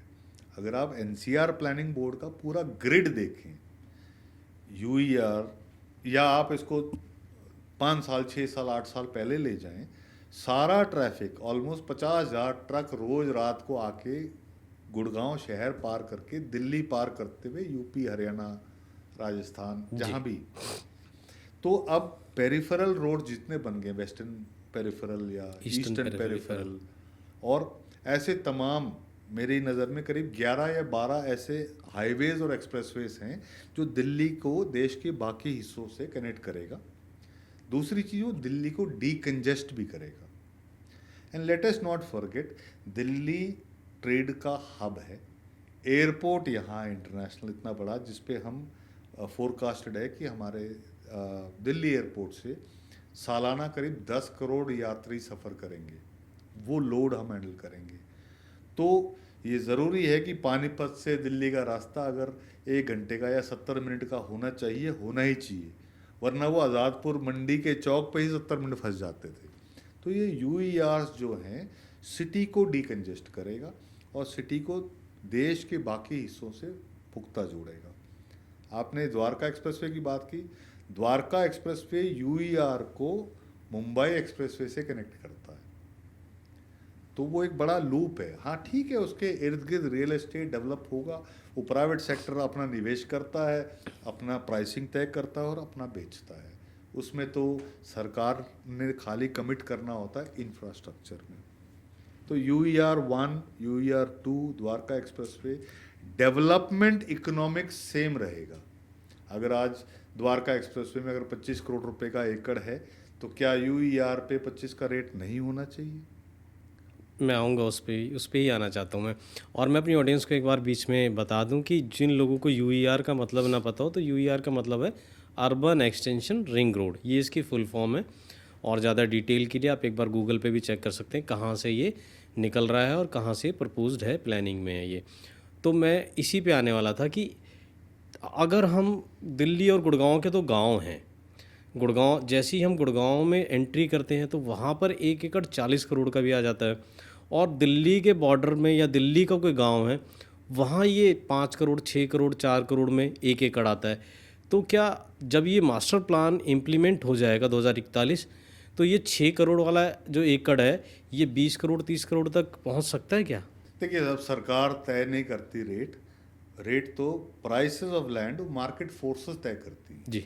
सरकार तो खाली फैसिलिटेट कर सकती है by policy making, regulation, speed etcetera etcetera. अगर किसी क्षेत्र में किसी प्राइवेट डेवलपर को लगता है कि मेरा इकोनॉमिक्स वर्कआउट होता है, मुझे 100 रुपये खर्च के इतने एकड़ ज़मीन मिलेंगे, उसका FAR इतना होगा, कंस्ट्रक्शन कॉस्ट इतना होगा, सर्विसेज के कॉस्ट इतने होंगे, अगर वायबल होगा तो वो 20 करोड़ भी देगा और 25 भी देगा और 40 भी देगा।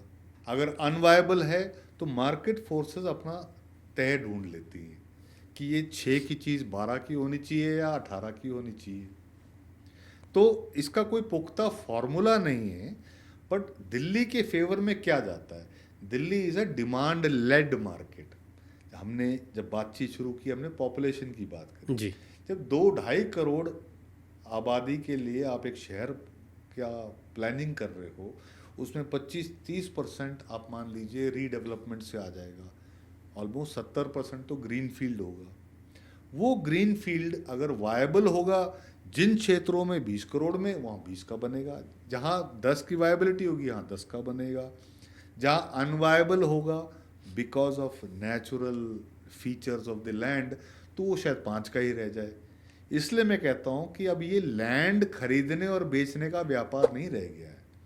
अगर आप लैंड के धारक हैं किसी भी श्रेणी में, चाहे आप डेवलपर हैं, फैमिली ऑफिस हैं, HNI हैं या फार्मर हैं, आप किसी एक्सपर्ट एजेंसी के साथ आज ही चर्चा में बैठें और समझ तो लें कि आपके लैंड की वैल्यूएशन 2 साल 4 साल 5 साल 10 साल इन माइलस्टोन्स पे क्या हो सकती है। अगर नहीं हो सकती, आप मुझसे बात करें, मैं आपको एक रास्ता सुझा सकता हूँ कि कैसे ये 6 की चीज़ 20 की हो सकती है और उसमें क्या क्या आपको टाइम, एफर्ट और पैसा का निवेश करना है। आप नहीं करेंगे, हम करने को तैयार हैं। मतलब किसी चीज़ को आप डिपेंड ना करें, क्या कहते हैं, भगवान पे या पावर्स दैट बी, कि अपने आप हो जाएगा। अपने आप कुछ नहीं होगा, सब आपको करना पड़ेगा। मैं इसका थोड़ा सा एलैबोरेट ज़रूर करूँगा क्योंकि आपके ऑडियंस में लैंड ओनर्स कई होंगे। बहुत सारे ऐसे लोग हैं, मैं उस पे आऊँगा कि जो इंटरेस्ट रखते हैं कि अभी यहाँ इन्वेस्टमेंट हम कर दें तो हमें क्या मिलेगा, और वो लैंड पे इन्वेस्टमेंट करेंगे तो उनकी लैंड का क्या होगा, एक्वायर तो नहीं हो जाएगा। तो बहुत तरह के सवाल हैं, उन पे मैं एक एक करके आऊँगा। आप हाँ, मैं कह रहा था कि प्राइवेट सेक्टर के जो निवेशक हैं, आज दुनिया भर के कम से कम 10 निवेशकों ने मुझसे पिछले 3 महीने या 4 महीने बात करी होगी, पर हमने हर एक को यही कहा है कि साहब प्लीज़ वेट। कारण क्या है कि प्राइवेट सेक्टर के निवेशक को वो सिर्फ पैसा मूव कर रहा है, उसको ज़मीन से प्यार नहीं, उसको शहर से प्यार नहीं, उसको किसी और चीज़ से प्यार नहीं भौतिक, उनको प्यार है प्रेडिक्टेबिलिटी से। अपनी इन्वेस्टमेंट पे क्या अपनी मिलेगा। इन्वेस्टमेंट पे वो रिटर्न कमाना चाहते हैं और प्रेडिक्टेबली 5 साल 7 साल 10 साल जो भी मियाद तय है उसमें वो रिटर्न चाहते हैं। तो अगर किसी इन्वेस्टर को कहा जाए कि साहब फॉर एग्जांपल ये दिल्ली देश की राजधानी है, यहाँ पॉलिसीज प्रेडिक्टेबल नहीं है, हैदराबाद तेलंगाना की राजधानी है, वहाँ प्रेडिक्टेबल है, तो वहाँ चला जाएगा। क्या हम अखबार में नहीं पढ़ते कि फला माइक्रोसॉफ्ट कंपनी ने इतने लाखों स्क्वायर फीट या इतने करोड़ों रुपए का निवेश कर दिया है? जी। तो वही, तो इसलिए मैं कहता हूँ कि अब सरकार का रोल रेगुलेटरी है, कंप्लायंस करवाने का है और एज अ मॉनिटर है। प्राइवेट सेक्टर का रोल वो अपने आप डिफाइन कर लेंगे, आप उनको रास्ता दिखा दीजिए। तो प्लानिंग और लैंड साथ चलें तो अच्छा है। और ये कोई भी उम्मीद करता हो लैंड ओनर कि जी मैं तो घर बैठा हूँ और डीडीए अपने आप आएगी मेरे पास और मुझे बताएगी क्या करना है, देखिए ह्यूमनली पॉसिबल नहीं है। डीडीए क्या 50,000 आदमी को हायर करेगी? नमत नहीं। क्या डीडीए को हर खसरे का इल्म है?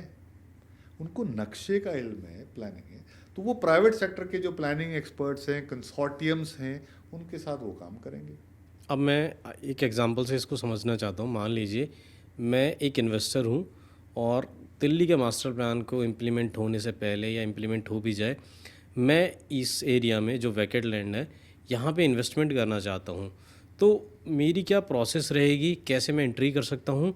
और मैंने अगर लैंड बाय भी कर ली तो क्या कल को वो लैंड जो 40% लैंड डीडीए लेगा, एक्वायर कर लेगा सर्विसेज के लिए, उसमें चली जाएगी तो मेरे को क्या रिटर्न मिलेगा? उस पे मैं थोड़ा सा जानना चाहता हूँ। देखिए ट्रेडिशनल मॉडल क्या है कि आप गांव में कहीं भी किसी गांव में चले जाओ, कहीं 4 तख्तियां लगी होंगी राम श्याम घनश्याम प्रॉपर्टीज। जी। आप जाएं कि साहब हमें ज़मीन चाहिए, वो बताएंगे जी वहाँ मिलती है, वो ले लीजिए। तो वो लैंड का ट्रांजैक्शन कराने में सक्षम है, पर वो planning, prospective use, development economics, आपके बाकी जो चीज़ें होनी है उस लैंड के साथ। अगर आप सिर्फ लैंड लेना चाह रहे हैं, मान लीजिए आप 1 एकड़ का लैंड लेना चाह रहे हैं, फार्म हाउस बना रहे हैं, आपके सामने 12 मीटर की रोड है, आप कहेंगे साहब मैं तो यही है, मैं इस पे फार्म हाउस भी बनाना 10 साल बाद, 10 साल तक मैं इसमें खेती करूँगा, तो आप वो ज़मीन तो किसी मर्जी से ले लीजिए। जी। पर अगर आप डेवलपमेंट के लिए लैंड ले रहे हैं, अगर आप मास्टर प्लान्स के एडहियरेंस के तहत लैंड ले रहे हैं, तो लैंड लेने से पहले किसी एक्सपर्ट से बात कर लीजिए कि क्या क्या पॉसिबिलिटीज़ हैं। क्योंकि आप लैंड लेने के बाद हर लैंड, बाय द वे मैं कह दूं, हर लैंड लीगल है। लोग ये गुमराह करने के लिए कहते हैं जी इलीगल है लैंड, ये मैं लैंड मास की बात कर दूं, वेकेंट लैंड है एग्रीकल्चर पर्पस का, उसका आप एनओसी लेंगे तहसील से तो आपको पता लग जाएगा लीगैलिटी। लैंड इलीगल नहीं होता। व्हाट आई मीन टू से इज कि लैंड तो आप अगर यूं ही लेना है 1 एकड़ 2 एकड़ तो अलग बात है, किसी पर्पस के लिए लेना है तो उस पर्पस के एक्सपर्ट से मिल लीजिए। फॉर एग्जाम्पल अगर आप डेवलपर हैं तो आप किसी डेवलपमेंट के लिए ले रहे हैं, मान लीजिए आप हेल्थ केयर प्रोफेशनल हैं और आप हॉस्पिटल बनाना चाहते हैं 200 बेड का, तो नेचुरली आपको उसके लैंड के अलावा भी 4 चीज़ों का जानना ज़रूरी है। आप एक यूनिवर्सिटी चलाते हैं और आपको लैंड तो कोई भी दे देगा, पर उसका कैचमेंट एरिया क्या है, फ्यूचर रोड नेटवर्क्स क्या है, मेट्रो की कनेक्टिविटी कब आएगी, उसके बायलॉज क्या हैं, वो सब के लिए you will have to connect to an expert. यहाँ मैं अपनी ऑडियंस को बताना चाहूँगा, रमेश जी इस चीज़ में एक्सपर्ट हैं। अगर आप इस तरह का कोई इंटरेस्ट रखते हैं तो आप हमसे जुड़ सकते हैं, हम आपको रमेश जी से कनेक्ट करा देंगे और आप एक्सप्लोर कर सकते हैं, समझ सकते हैं चीज़ों को कि क्या यहाँ पर अपॉर्चुनिटीज़ हैं। रमेश जी मैं अब एक चीज़ और ये पूछना चाहता हूँ, मैंने ये तो पूछ लिया एज इन्वेस्टर में एंट्री करना चाहता हूँ, अब कितना मिनिमम टिकट साइज़ होना चाहिए इस एरिया में अगर एज ए इन्वेस्टर मैं इन्वेस्टमेंट करना चाहता हूँ? देखिए साहब टिकट साइज डिफाइन करना मुश्किल है, बट एक चीज़ ज़रूर है, अगर आप डेवलपमेंट के लिए लैंड में निवेश कर रहे हैं, डेवलपमेंट में जैसे हाई राइज डेवलपमेंट या लैंड पूलिंग के तहत, जब मिनिमम नॉर्म 5 एकड़ का है तो आप 5 एकड़ तो लेंगे जी। चाहे वो 20 करोड़ का आए या 25 करोड़ का आए या 5 करोड़ का आए, उसमें हम नहीं जाते हैं। जिस पर्पस के लिए आप लैंड लेना चाह रहे हैं और जिस एरिया में लेना चाह रहे हैं, prices governing on the date of transaction, जो भी होगा उसमें आप वो जी अगर आप फार्म हाउस के लिए ले रहे हैं, रोड रास्ता लगा हुआ है, कोई मेन आर्टीरियल रोड है जो हाल फिलहाल में 10 गट्ठे की है, उसमें किसी को पूछने की ज़रूरत नहीं है। जब बाकी लोगों के साथ होगा वो आपके साथ भी होगा। रेगुलेशन के तहत कितना एफएसआई आएगा। मैं यूँ इसलिए कह रहा हूँ कि ग्रीन बेल्ट की ज़मीनें अगर सरकार कहेगी कल को कि 9 मीटर की रोड चाहिए तो 9 ही चाहिए, 12 की चाहिए तो 12 ही चाहिए। ऐसा ना हो कि आपकी ज़मीन पे रास्ता सिर्फ 8 फुट का लगा हो और आप डिपेंडेंट हो किसी और पे कि वो रास्ता देगा। वो रास्ता बगैर किसी कमर्शियल कंसिडरेशन के तो देगा नहीं। नहीं देगा। तो अगर ग्रीन बेल्ट में लेना है कम से कम 1 एकड़ लेना, क्योंकि वो मिनिमम बेंचमार्क है। मैं आपको सॉरी बीच में डिस्टर्ब कर रहा हूँ, ये ग्रीन बेल्ट क्या है मास्टर प्लान के तहत, ये थोड़ा सा हमारे ऑडियंस को आप बता दीजिए। नहीं, ये अलग अलग विलेजेस हैं। अच्छा। मात्र फर्क ये है कि कुछ विलेजेस करीब 95 वो हाई डेंसिटी डेवलपमेंट होगी, उनको लैंड पूलिंग पॉलिसी के तहत उसके रेगुलेशंस बनेंगे। जी 47 गांव ऐसे हैं जो ग्रीन डेवलपमेंट एरिया या ग्रीन बेल्ट कहते हैं। उसमें एक पर्टिकुलर नियम के तहत लो डेंसिटी डेवलपमेंट होगा। यानी वहाँ प्लॉट्स या फार्म हाउस ही बन सकते हैं, हाई राइज नहीं बन सकती, ये कहना चाहते हैं आप? हाँ, उसमें हाइट का कंट्रोल होगा, एफएसआई का कंट्रोल होगा। मान लीजिए कोई पॉलिसी कहेगी साहब आप सिर्फ 10 मीटर तक की बिल्डिंग बना सकते हैं और आपको एफआर मिलेगा से 10, तो 1 एकड़ ज़मीन पे आप जितने स्क्वायर फीट बनाओगे 10% ग्राउंड कवरेज करोगे, मैक्सिमम ग्राउंड प्लस 1 में जो एफएसआई कंज्यूम हो सकती है वही हो सकती है। तो ये नॉर्म्स तो जब रेगुलेशंस आएंगे हर प्लॉट ऑफ लैंड या हर लैंड मास का, उसके तहत आपको लाइसेंस लेना पड़ेगा। मतलब हम इसको ऐसे समझ सकते हैं कि अगर मैं फ्यूचर में दिल्ली में अपना फार्म हाउस चाहता हूँ तो जो ग्रीन डेवलपमेंट एरिया है या low density development area green, उस एरिया में मैं अपनी इन्वेस्टमेंट कर लूँ या वहाँ पे मैं ज़मीन ले लूँ ताकि मेरे प्रॉस्पेक्ट्स पड़ जाएं कि वहाँ पे मैं फार्म हाउस बना सकूँ। कि बना सकते हैं, बिल्कुल बना सकते हैं। वो भी कोई छोटा मास नहीं है, 21,000 हेक्टेयर की ज़मीन है जिस पे ये सारी चीज़ें हो सकती हैं। क्योंकि मैं ये इसलिए कह रहा हूँ कि हमारे पास जो ऑडियंस है, ऑडियंस बेस है, वो बहुत ऐसे लोग हैं जो सपना रखते हैं कि उनका फार्म हाउस हो। बट हरियाणा में मैं आपको बताऊं अभी तक एक भी ऐसा प्रोजेक्ट नहीं आया है जो लीगली फार्म हाउस लाइसेंस लेकर आया हो। तो लोगों की बड़ी इच्छा है, और दिल्ली कैपिटल ऑफ इंडिया में अगर लोगों के फार्म हाउस हो जाएं, लोगों को मिल जाए, तो इससे बेहतर क्या बात होगी। नहीं, फार्म हाउस तो है ही है। आप पूरा साउथ दिल्ली देख लीजिए, सुल्तानपुर, गिटौरनी, छतरपुर, सतबड़ी, फार्म हाउस तो बने ही हैं। जी जी फार्म हाउस का जो बायर होता है हाउस, वो उसकी इंटेंशन क्या है कि एक अपने रेगुलर ड्वेलिंग यूनिट से या अपार्टमेंट में रहते होंगे या किसी कोठी में रहते होंगे, उससे हटकर एक बड़ा लैंड मास चौकोर जिसमें पेड़ पौधे हों, वृक्षारोपण के अलावा उन्होंने अगर किसी ने कुछ क्या कहते हैं पेट्स पालने हों या एक ओवरनाइट स्टे करना हो, उसके लिए एक जगह चाहिए। कंस्ट्रक्शन के तौर पे 2000 स्क्वायर फीट के भी मैंने देखे हैं, 1500 स्क्वायर फीट के भी देखे हैं, 1000 स्क्वायर फीट के भी जो लोगों ने बना रखे हैं। वो मात्र उन्होंने निवेश किया है लैंड में, ज़मीन के रेट बढ़ने से पहले। जी साउथ दिल्ली के farm houses largely first homes हैं। पर जो मैं डिफरेंस आपको हाईलाइट करना चाहता हूँ, साउथ दिल्ली में कई ऐसे क्षेत्र हैं जहाँ 40 करोड़ रुपए, 30 करोड़ रुपए, 50 करोड़ रुपए पर एकड़ का मोल लगाते हैं ज़मीन का, पर रोड तो होगी 16 फुट की, जी या किसी बाजार में से या अनऑथराइज सेटलमेंट के बीच में से गुजर के जाना होगा। प्लान्ड डेवलपमेंट होगा बड़े लैंड मास का। अगर मान लीजिए आप ही 10 एकड़ लेते हैं फॉर एग्जांपल, और आपने रोड रास्ते काट के 9 फार्म बना दिए 1-1 एकड़ के, तो आप अपने बायर को एक चौकोर टुकड़ा लैंड का दे रहे हो, और उसमें जो पॉलिसी जो अलाउ करेगी उतना बना के भी आप दे सकते हो। पर एक अमूमन क्या होता है कि जिस ऑडियंस की आप बात कर रहे हैं, अगर उन्होंने कहीं 1 एकड़ कहीं ले लिया, उनको लगता है कि ये ठीक है, तो लगता ही है ना, तो उन्होंने एक उसका पॉलिसी के साथ उसको मैच करके नहीं देखा। जी तो इसलिए मैं कहता हूँ अब land is not about who you no but what you no. ये ज़रूरी नहीं है। दिल्ली शहर है साहब, हर आदमी किसी ना किसी को जानता है।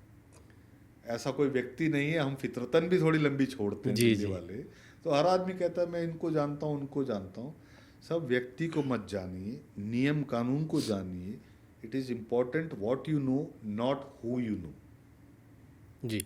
तो हम ये मान के चलें कि अगर मैं फार्म हाउस लेना चाहता हूँ दिल्ली में, तो मिनिमम मेरे को 1 एकड़ या आधा एकड़ लैंड की तो ज़रूरत होगी। 1 एकड़ तो कम से कम लेना 1 एकड़ तो कम से कम लेना चाहिए। होगा। बड़ा लैंडमास हो तो उसमें कुछ बेनिफिट्स एक्स्ट्रा हैं। हम इसको ऐसे भी समझ सकते हैं कि मैं अपने साथ 10 लोगों को जोड़ लूं और वो 10 लोग 1-1 एकड़ चाहते हो, तो मैं 10 एकड़ लैंड एक पार्सल एक बार ले लूं और फ्यूचर में जब ये इम्प्लीमेंटेशन हो, पॉलिसी आ जाए, तो हम उसको 10 हिस्सों में बांट के अपने फार्म वो हाउसेस जैसे बना लें। देखिए, वो तो प्राइवेट ट्रीटी हुई ना कुछ लोगों जी। में, कि मेरे पास 100 है, आपके पास 100, हमने 200 रुपये मिलाए, हमने कुछ खरीद लिया। लेकिन उसमें आपकी भूमिका मुझे लगता है कि ज़्यादा इम्पॉर्टेंट हो जाती है कि आप वो ज़मीन बता सकते हैं, वो एरिया बता सकते हैं कि जहाँ पर ये फार्म हाउस बन सकते देखिए, हैं। हम जब एडवाइस करते हैं किसी क्लाइंट को, जी लैंड का शेप, लैंड के मेजरमेंट हम करके उसको प्रोस्पेक्टिव यील्ड भी बता देते हैं। हम नक्शे पे, हम तो कंसल्टिंग फर्म हैं, जी जी तो हम नक्शा भी बना देते हैं उस लैंड का पहले ही, कि साहब डिवीजन करें। जैसे आप कह रहे हैं 10 जी लोग हैं, तो वो 10 लोगों के किस तरीके से लैंड अलॉट होगा, उनकी सर्विसेज कैसे होंगी, कितना कॉस्ट लगेगा आज, कितना लगेगा कल, और जब वो मकान बनाएंगे उसका एक रॉ एक डिज़ाइन कैसे हो सकता है। देखिए, स्ट्रक्चर जो होता है, चाहे आप स्पेनिश हासिएंडा बनाएं, चाहे आप एक मॉडर्न कंटेम्प्ररी स्ट्रक्चर बनाएं, वो अलग चीज़ है, पर एक कैरेक्टर उसका देना पड़ेगा। ट्रंक लाइन सीवर की जब जाएंगी, आप एसटीपी लगाएंगे, उसको भी तो आप कनेक्ट करेंगे ना। जी पुराने जो बने हैं वो तकरीबन 100 फीट चला रहे हैं, पर वो कब तक चलेगा? जब आप आज निवेश कर रहे हैं 5 करोड़, 10 करोड़, 15 करोड़, आप पुराने ज़माने के वो इख्तियार नहीं कर सकते रास्ते। तो अगर ऐसे 8-10 लोग हैं, तो आइडेंटिफाई करें कहाँ जाना है, किस जोन में जाना है, वो आपके डिस्टेंसेस और बाकी लॉजिस्टिक्स के साथ मुझे टैली लगता है करता कि हो। उसमें आप ज़्यादा हेल्पफुल हो सकते हैं कि लोगों को आइडेंटिफाई करके बताने में कि ये लैंड आपके लिए काम की हो सकती है। हाँ, हम बिल्कुल हेल्प करते हैं, हम बिल्कुल हेल्प करते जी हैं। बट अवैध कोई काम ना करें, और अवैध ज़मीन खरीदे ना, ये तो मैं हर एक को कहता हूँ। जी मतलब आप नियम कानून से अगर वाकिफ़ हैं तो उसके तहत चलें, नहीं वाकिफ़ हैं तो बेटर है 10 करोड़ खर्चने से पहले 1 लाख खर्च के ये सारे फैक्ट्स को इकट्ठा कर लें। मैं ये जानना चाहता हूँ अब आपसे कि जैसे मैंने पहले भी कहा था कि बहुत सारे प्राइवेट जो बड़े डेवलपर्स हैं उनकी निगाहें भी यहाँ होंगी, तो बहुत सारे जो छोटे इन्वेस्टर हैं वो भी इस तरफ देख रहे हैं। तो ऐसा नहीं हो सकता कि जहाँ बड़ा प्लेयर कुछ लेने जा रहा है उसके पास में जो छोटे इन्वेस्टर हैं उनको ऐसी चीज़ें मिल जाएं ताकि उनकी लैंड जो वो बाय करें उनको एक अच्छा अप्रिसिएशन मिल जाए। उसमें भी तो मुझे लगता है कि बहुत हद तक आप गाइड कर सकते हैं। हम यूं गाइड कर सकते हैं, क्योंकि हमें इल्म है कि कौन से सेक्टर में किस इन्वेस्टर की ज़मीन है या किस डेवलपर की ज़मीन है। ज़रूरी नहीं है कि बड़े डेवलपर के साथ जुड़ेंगे तो ही एडवांटेज है। देखिए, कॉन्सेप्चुअली पूलिंग का मतलब क्या हुआ कि अलग अलग लैंड ओनर हैं, जी उन्होंने अपने रिसोर्सेज पूल किए। मेरे पास 1 है, आपके पास 10 है, किसी के पास 50 है। हमने जब पूल किया, जो हमारा रिटर्न होगा उसी अनुपात में बटेगा। जी ज़रूरत क्या आज दिल्ली में? दिल्ली में ज़रूरत है कि हर जो लैंड ओनर है किसी न किसी व्यवसाय में जुड़ा है, वो समय नहीं स्पेयर कर पा रहे हैं। तो वो क्या वो एक कंपनी को नियुक्त करें कि साहब आप कंसोर्टियम फॉर्मेशन में हमारी मदद करें, लोगों को जोड़ें, बुलाइए, सबको समझाएं, बताएं, नक्शे बनाएं, डीडीए वाले जो अफसर हैं उनसे उस पर ऑथेंटिकेशन कराएं। ये जो बैक एंड फोर्थ है, इसमें बहुत परिश्रम का काम है। हो क्या रहा है कि लैंड ओनर यहाँ कोने में बैठे हैं, कहते हैं साहब सरकार कुछ कर नहीं रही। सरकार कहती है हमने तो पॉलिसी ओके कर दिया है, हम इंतज़ार कर रहे हैं कि किसान या लैंड ओनर हमारे पास आए। दोनों अपने अपने दफ्तरों में बैठे हुए हैं।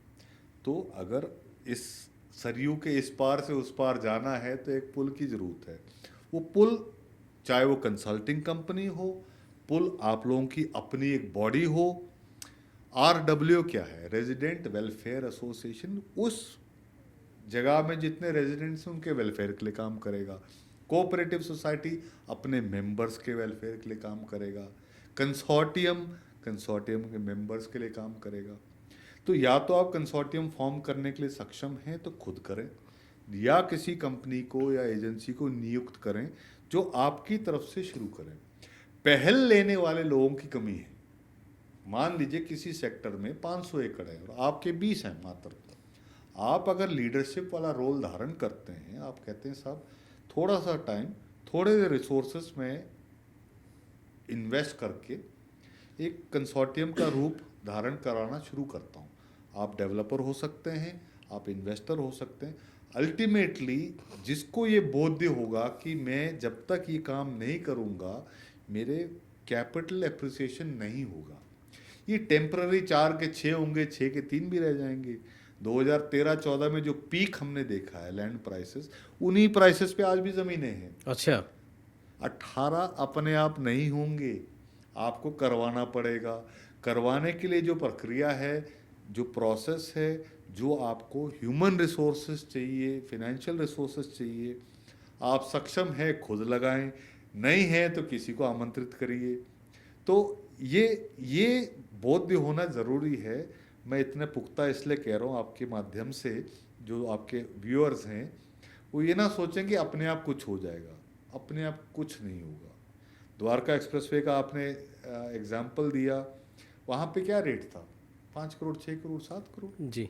एक्सप्रेसवे बनने के लिए अगर 10,000 करोड़ का निवेश हुआ सरकार की तरफ से, उसके पीछे भी तो कुछ इंडिविजुअल्स, एंटिटीज, कुछ लोगों ने काम किया होगा। जी बिल्कुल। तब जाके एक्सप्रेसवे बना है, तब जाके वो 7 के 17 और 17 के 27 हुए।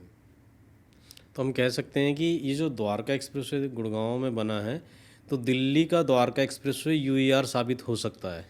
यूईआर स्पाइन है, द्वारका एक्सप्रेसवे आर्टेरियल रोड है जी। जो यूईआर को मुंबई एक्सप्रेसवे से जोड़ेगा। तो यूईआर से कई रोडें, अभी गडकरी जी का मैंने बयान सुना था पिछले हफ्ते, उन्होंने कहा कि साहब हम दिल्ली को देहरादून एक्सप्रेसवे से कनेक्ट करेंगे।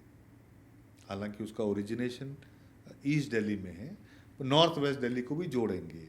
या उन्होंने कहा कि हम वेस्टर्न पेरिफेरल एक्सप्रेसवे को देहरादून एक्सप्रेस, हाँ देहरादून एक्सप्रेसवे जोड़ेंगे और उसको केएमपी से, जोड़ेंगे जी। या कटरा जम्मू एक्सप्रेसवे वो भी यूईआर से जुड़ेगा। तो जो मास्टर जो प्लान है उसका इल्म होना ज़रूरी है, तभी जाके आपके लैंड इन्वेस्टमेंट में प्रेडिक्टेबिलिटी आएगी। और हाँ, आप 6 महीने, साल, 2 साल का अगर सोचते हैं तो मैं समझता हूँ कि लैंड में इन्वेस्ट करना ही नहीं चाहिए। ठीक बात है। क्योंकि शॉर्ट टर्म इन्वेस्टर अमूमन पैसे लूज़ करता है। आप इन्वेस्ट करें, वेल थॉट आउट इन्वेस्टमेंट करें, उसके बाद स्टेप बैक, रजिस्ट्री होगी, म्यूटेशन होगी, नियम कानून इतने सुदृढ़ हैं कि कोई ऐसे कब्जा हो नहीं सकता। मैं इसी पे आने वाला था कि जब लैंड बाय करने जाते हैं तो लोगों के मन में ये डर रहता है कि मैंने प्लॉट लिया, चलो उस पर तो उस तरह का कब्जा नहीं हो सकता, अपार्टमेंट लिया उस पर कब्जा नहीं हो सकता, लेकिन मैंने एक barren land, agriculture land buy कर लिया जो किसानों से लिया था, उस पर किसी ने कल को कब्जा कर लिया तो मेरी इन्वेस्टमेंट का क्या होगा? चोरी चकारी, बदमाशी, अवैध काम, वो तो एक्सेप्शन है, वो एक्सेप्शन है। मेरे नॉलेज में ऐसा कोई एग्रीकल्चर लैंड नहीं है जिस पे कब्जा हो जाए। कब्जे का मायना क्या है कि ज़मीन के धारक सरकारी कागज़ों में आप हैं और कोई थर्ड पार्टी व्यक्ति कहता है कि आप नहीं हैं। आप शिकायत करेंगे या दोनों पक्ष जाएंगे तो सरकार कह देगी ज़मीन किसके नाम है। तो ये कब्जे वगैरह का तो ये एक स्टोरी है। हाँ, कोई जबरन कोई करे, यूं तो मैं अगर आपका बटुआ छीन लूं, ये तो कह नहीं सकता मुझे भूपेंद्र जी ने जब पैसे दिए हैं जी। मैं छीन के भाग गया हूँ। तो उस तरह का कोई एक्टिविटी हो जाए तो आपके पास लीगल रिकोर्स है, पर कब्जा कोई रीज़न नहीं होता टू से कि ज़मीन लेनी चाहिए या नहीं लेनी चाहिए। क्योंकि जब ज़मीन का म्यूटेशन होता है वो सरकारी दस्तावेज में आपका नाम अंकित होता है कि now the new owner is mister Bhupendra. तो ये एक टेनेबल आर्ग्यूमेंट नहीं है। जी, हाँ, ये जानना ज़रूरी है कि कहाँ लेना चाहिए, मैं उसी पे क्यों लेना चाहिए। मैं उसी पे आने वाला था, क्योंकि जो मास्टर प्लान है उसमें कई जोन है, जे जोन है, के जोन है, एल जोन है।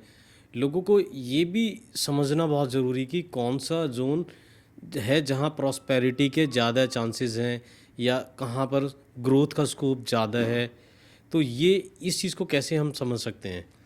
देखिए, जब हमारी बात हुई थी कि अगर आपने सिर्फ मात्र एक ज़मीन लेना है, मान लीजिए एक्स गांव में लेना, आप गांव में गए, वहाँ पे 2 ब्रोकर के बोर्ड देखे, आप घुस गए कि जी साहब हमने तो सोच लिया हमें एक ज़मीन दे दीजिए, सही है, गलत है, टेढ़ा है, मेढ़ा है, हमारे ऊपर है जी, आप हमें दे दो बस।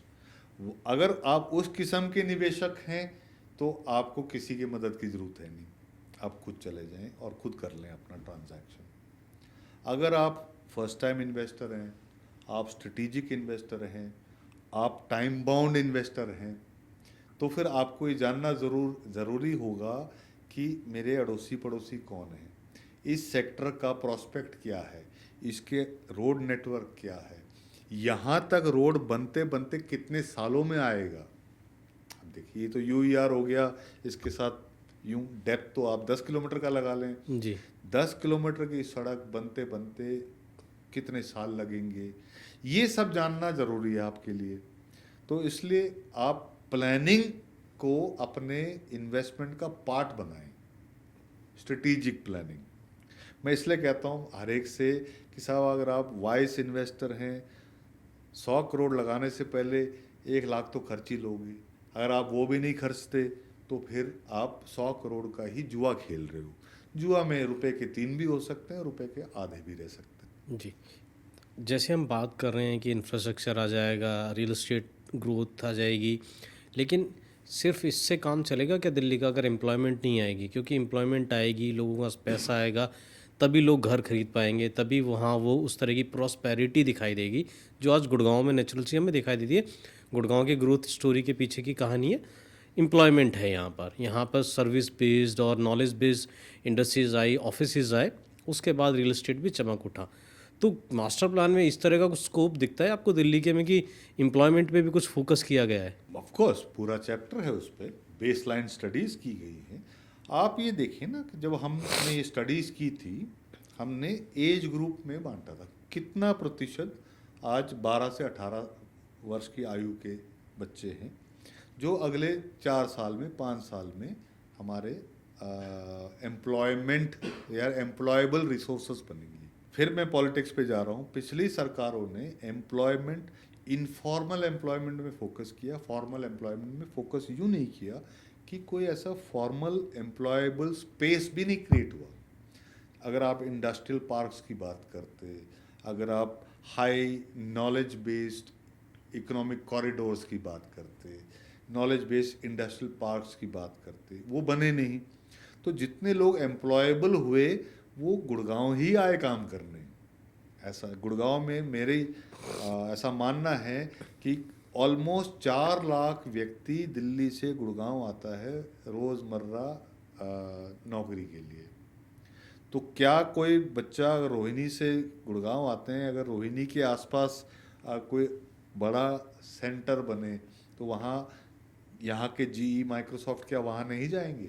बिल्कुल जाएंगे। सो बिजनेस चेजेस रिसोर्सेस। अब आप रिसोर्सेस ही ना क्रिएट करें, या आप कहें मैं एक तबके पे ही रिसोर्सेस क्रिएट करूंगा, तो फिर ये बात नहीं बनती। एक तरफ तो हम बात करते हैं सर्विस सेक्टर की और 5 से 10 ट्रिलियन डॉलर के इकोनॉमिक जीडीपी की। तो उस जीडीपी को पहुंचने के लिए क्या क्या स्टेप्स लेने हैं, वो लिए जाएं तो क्यों नहीं होगा। Employment is a big consideration for master plan, her sector के लेवल पे। अर्बन डेवलपमेंट की पॉलिसी गुड़गांव और दिल्ली में कोई अलहदा नहीं है। मेरी निगाह में Delhi is much better than Gurgaon. अगर किसी सेक्टर का 53% रेजिडेंशियल है तो वो 53% है। गुड़गांव में भी यही था, 20% group housing, 4% commercial, 2% PSP. Delhi में 5% कमर्शियल है जी, 4.5% पब्लिक से में पब्लिक यूज़ के लिए है। तो ऐसा नहीं है, वो ट्रिगर करने की बात है। तो दिल्ली का जो पॉलिसी जब लिखा जा रहा था, there was also a concept जिस पे सोच हुई थी कि walk to work.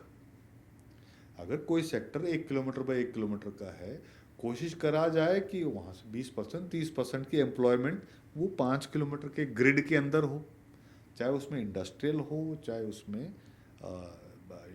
Informal formal jobs मिला के हो। तो ऐसा नहीं है कि दिल्ली में एम्प्लॉयमेंट की अपॉर्चुनिटीज़ नहीं होंगी। मास्टर प्लान में कई चीज़ों की होंगी। फॉर एग्जांपल हेल्थ केयर, हमारे को अपना बेड कैपेसिटी 3 से 3.5 गुना करना पड़ेगा। आज अगर 56,000 बेड है तो 1.5 लाख 2 लाख बेड चाहिए। तो क्या ये फोर्टीज़ और मैक्स और मणिपाल और इंटरनेशनल और भी कई हेल्थ केयर ब्रांड्स आएंगे, क्या वो फैलेंगे नहीं? क्या वो लैंड पे नहीं बनेंगे? हमारे को 3-3.5 लाख सीट्स क्रिएट करनी है स्कूल्स और कॉलेजेस में। तो क्या वो यूनिवर्सिटीज़ और स्कूल्स नहीं बनेंगी? क्या सिर्फ सरकार बनाएगी? हर श्रेणी में ये काम होगा। उसी तरह के इनफॉर्मल मार्केट्स और फॉर्मल मार्केट्स, जो कंझावला, रानीखेड़ा और बापडोला और इनकी मैंने बात करी, बड़े लैंड मास हैं, वो हज़ार हज़ार एकड़ का industrial knowledge based industrial park बन सकता है।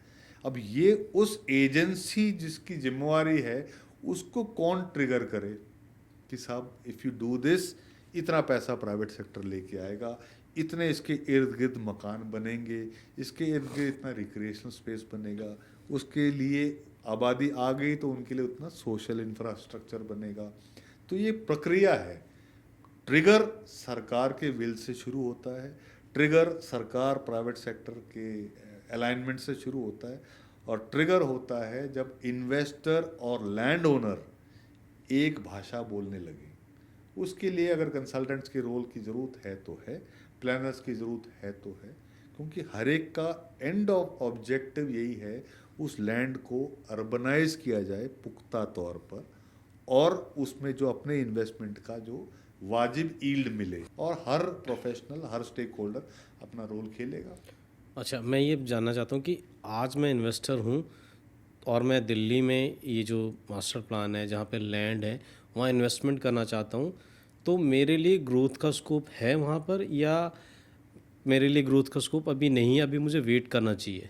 क्या मानते नहीं, हैं? स्कोप तो है। आपने खुद ही कह दिया, जब 5 करोड़ की ज़मीन थी द्वारका एक्सप्रेसवे पे तो कोई ले नहीं रहा था, जब 40 का हो गया तो लोगों ने ले लिया। स्कोप तो बहुत है, बहुत स्कोप है इन्वेस्टर्स के लिए। ओनली फोर वार्निंग में यूँ ना प्रतीत हो टीवी में आपके चैनल पे कि हम कोई चीज़ बेचने आए हैं। जी। मैं कह रहा हूँ कि अगर आप कोई चीज़ खरीदना चाहते हैं तो आप तय करें कि क्या खरीदना है, कहाँ खरीदना है, कब खरीदना है, और किसकी मदद से खरीदना है। अगर आप खुद जाके खरीदने में सक्षम हैं तो ज़रूर कीजिए। वो फिर उसमें आपके जो इंडिसेस हैं वो आप खुद तय करेंगे। अगर आप मेरे से बात करेंगे तो मेरे को जो नॉलेज है मैं आपके साथ शेयर करूँगा। आप डीडीए में जाके पूछेंगे, अगर उन पे समय होगा तो वो आपकी मदद करेंगे। अल्टीमेटली तो हम अर्बनाइजेशन के लिए ही तो ज़मीन में निवेश कर रहे हैं। उसी तरीके से जो निवेश कर चुके हैं, लास्ट काउंट करीब 1 लाख करोड़ प्राइवेट सेक्टर का इन्वेस्टमेंट नॉन परफॉर्मिंग एसेट है दिल्ली में। 1 लाख करोड़ आप ये कहना चाहते हैं कि इन्वेस्टमेंट हो चुकी 1 है लाख दिल्ली में? करोड़ इन्वेस्ट हो चुका है दिल्ली में, जो इंडिविजुअल्स ने, एचएमआईज ने, डेवलपर्स ने, फैमिली ऑफिसर्स ने इन्वेस्ट कर चुके हैं पिछले 10 से 15 साल में। उनकी कोई बात नहीं करता। मैं आह्वान करूंगा उनको कि साहब आप कंड्यूट बने, आप इसके कैटलिस्ट बने, आप इसका माध्यम बने कि उन सेक्टर्स को, क्योंकि आपको समझ है आपका एसेट परफॉर्म नहीं कर रहा 10 साल से। ये देखिए, रोज स्टॉक मार्केट की तरह भाव देखना अलग बात है, बहुत ही अच्छी। सही मायने में तो उनके एसेट ने तो परफॉर्म नहीं किया। मैं वही कह रहा हूँ कि ये आपने बिल्कुल ना नई चीज़ बताई है, अभी तक इस पे किसी ने बात नहीं की है कि ऑलरेडी इस एरिया में 1 लाख करोड़ इन्वेस्टमेंट हो चुका है। आज तक ये बात कभी पहले बाहर नहीं आई है। ये बहुत नई बात बताई है, और उस पर अभी कोई उनको उस तरह का ग्रोथ भी नहीं मिला है। नहीं, मैं तो देखिए सब हर गांव का बता सकता हूँ कितने परसेंटेज व्यापारी हैं, कितने परसेंटेज ज़मीन के धारक विरासती ज़मीन लिए बैठे हैं, कितने फैमिली ऑफिसेस हैं। पर अगर उन सबको इकट्ठा करना हो तब जाके हर किसी का एसेट परफॉर्म करना शुरू करेगा। चलिए आपके 10 साल नहीं परफॉर्म किया, अगले 5 साल में पूर्ति तो कर लीजिए 15 साल की। जी। उन लोगों से बात करना ज़रूरी है। तो आपके माध्यम से मैं उनको भी कह रहा हूँ, अगर आपको हमारी मदद की ज़रूरत पड़े आप भूपेंद्र जी से संपर्क करें, हम आपकी मदद के लिए तैयार हैं, बशर्ते आप ये समझ लें कि सिर्फ ज़मीन पे बैठना और ये देखते रहना रोज़ का भाव क्या हुआ, उससे भाव आज बढ़ा है तो 2 महीने में घटेगा भी। आपने 10 साल पहले बढ़े हुए रेट पे लिए थे तो 1/3 भी रह गया आपका। तो सही मायने में आपके एसेट ने परफॉर्म नहीं किया है। आप चाहते हैं कि आपका एसेट परफॉर्म करे और पुख्ता परफॉर्म करे, तो आप प्रोफेशनल ट्रीटमेंट दीजिए अपने इन्वेस्टमेंट को, इमोशनल ट्रीटमेंट मत दीजिए। अभी मैं आपसे ये जानना चाहता हूँ कि मास्टर प्लान करंट स्थिति उसकी क्या है, किसके पास गया हुआ है? एलजी से पास हो गया है, दिल्ली सरकार से पास हो गया है, सेंटर के पास है या दिल्ली के पास है? क्या करंट पोजीशन है वो थोड़ा सा आप बताइए। देखिए 28 फरवरी 2023 को एलजी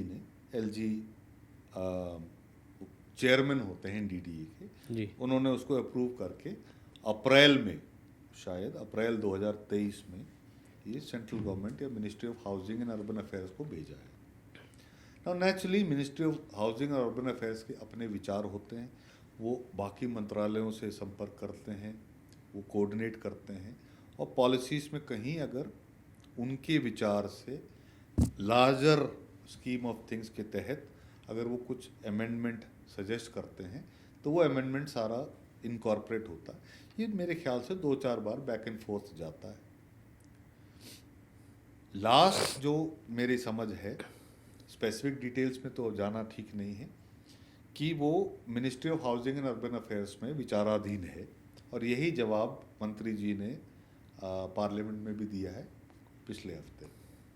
ना विचाराधीन क्या है? विचाराधीन ये है कि इसमें कोई और बेहतरी हो सकती है नहीं। जो मास्टर प्लान का जब बेसलाइन स्टडीज़ शुरू हुई थी उससे क्या कुछ नया आया है या नंबर्स अगर चेंज हुए हैं, तो ये सारी चीज़ें हैं। दूसरा लार्जर एस्पेक्ट इज़ फंडिंग। ये कहना आसान है कि साहब यहाँ से 20 किलोमीटर का मेट्रो बना दीजिए, जी। तो 4-5 हज़ार करोड़ का निवेश है, तो फंड कहाँ से आएगा? तो मेरे ख्याल से ये सारी चीज़ें चल रही हैं, तो बहुत जल्दी मास्टर प्लान 2041 गजट नोटिफाई हो जाएगा। सेड दैट, ये ज़्यादा ज़रूरी है। डेवलपमेंट का काम कभी रुकता नहीं है। 2021 का जो मास्टर प्लान है वो अभी कार्यान्वित है। आपको किसी चीज़ का अप्रूवल चाहिए। अब लोग कहेंगे साहब 2021 में अप्रूवल कैसे मिलेगा? आप देखें सरकारी प्रोजेक्ट जो एनबीसीसी ने किए हैं, चाहे वो सरोजनी नगर हो, नौरोजी नगर हो, सारा राजपथ हमने रीडेवलप कर दिया। जी बिल्कुल। उसमें कोई तो नॉर्म होगा, कोई पॉलिसी होगी, वो 2021 के तहत ही हुआ है। स्टेक होल्डर्स को जानना ज़रूरी है कि ये आप इंतज़ार में बैठें कि 2041 आएगा तो कुछ नयापन हो जाएगा, अपने आप कुछ होगा, कुछ नहीं होगा। अपने आप कुछ नहीं होता साहब। मैं क्रिटिक नहीं हूँ। एक लोग कहते हैं ये हिंदुस्तान है जी, यहाँ ये नहीं होगा। ये वही हिंदुस्तान है साहब जो भुखमरी पे भी थी। ये वही हिंदुस्तान है जो आज $350 बिलियन का सॉफ्टवेयर एक्सपोर्ट करता है। ये वही हिंदुस्तान है जो 2030 में रियल एस्टेट अर्बनाइजेशन $1 ट्रिलियन का इंडस्ट्री होगी। तो चलता है, हो जाएगा अपने आप। सरकार ठीक नहीं है, आदमी ठीक नहीं है, उसका कोई फ़ायदा नहीं है। Make it happen, then only Delhi will develop. तो मैं मानता हूँ कि 2021 के तहत आपका लैंड मास अगर प्लान हो सकता है, वो आपको प्लानिंग से तो कोई नहीं रोक रहा। अगर लाइसेंसेबल पोजीशन में आप ले आएँ और इन द इंटरिम 2041 का मास्टर प्लान के जो नियम लागू हो जाएं, तो आपको बेनिफिट ही मिलेगा। आप 18 महीने बाद प्लानिंग शुरू करेंगे, 18 और लगेंगे। आज शुरू कर दीजिए तो 18 महीने में आपके पास एक कैश फ्लो का मैकेनिज्म बन जाएगा। मैं ये जानना चाहता हूँ कि मेरे पास जो इन्फॉर्मेशन है कि जो सेक्टर्स बने हैं, सेक्टर्स के अंदर बहुत सारे ऐसे संगठन बने हुए हैं जिन्होंने अपनी लैंड पूल की हुई है और जो आगे चल के उसको ग्रुप हाउसिंग में डेवलप करना चाहते हैं। तो इस तरह इस लेवल तक का भी काम हो चुका है, बस उसको इंतज़ार है कि एक बार ये चीज़ें स्ट्रीमलाइन हो जाएं और लाइसेंस ये चीज़ें प्रोसेस स्टार्ट हो जाए। तो मुझे लगता है कि वहाँ हमें जल्दी रियल इस्टेट में काम होता हुआ भी दिखेगा। फॉर एग्जांपल मैं LIC की बात करूँ, मेरी किसी से बात हो रही थी, LIC से वो जुड़े हुए हैं, तो उन्होंने बताया कि हमारी LIC से जुड़े बहुत सारे लोगों ने एक लैंड बाय किया हुआ है और पूरा का पूरा सेक्टर डेवलप करने पे हमारा वो प्रोसेस इन प्रोसेस है। और उन्होंने मेरे को एक चीज़ और बताई कि उनसे उनकी आपसे भी 1-2 बार मीटिंग हो चुकी है इस सिलसिले में। हुई होगी साहब, मैं तमाम लोगों से मिलता हूँ, पर आपके सवाल के दो पहलू हैं। जी एक तो कुछ लोग इंडिविजुअल जो सब एक दूसरे को जानते हैं, शायद एक कंपनी में काम करते होंगे, जी, कुछ ऐसा वो ही है। स्वेच्छा से उन्होंने अगर पैसे पूल किए एक खाते में, उस पैसे से ज़मीन खरीदी, तो वो एक वैध एक्टिविटी है, लीगल एक्टिविटी है। कोई अपने पैसों के साथ क्या करता है, सरकार को उससे कोई संबंध नहीं, ठीक है। ना प्राइवेट सेक्टर में। हाँ, हम तो कंसल्टिंग में हैं, तो कोई अगर अप्रोच करता है तो हम रास्ता दिखा सकते हैं। कई ऐसे भी संगठन थे जिन्होंने ज़मीन तो ली 1 एकड़, पर उन्होंने 300 लोगों को उसमें फ्लैट बेच दिए। वो इलीगल एक्टिविटी है। अच्छा, फ्लैट ही बेच दिए। हाँ जी, वो इलीगल एक्टिविटी है। DDA को हमने भी किसी ज़माने में सूचित किया था, सब इस किस्म की एक्टिविटीज़ हो रही हैं, तो उन्होंने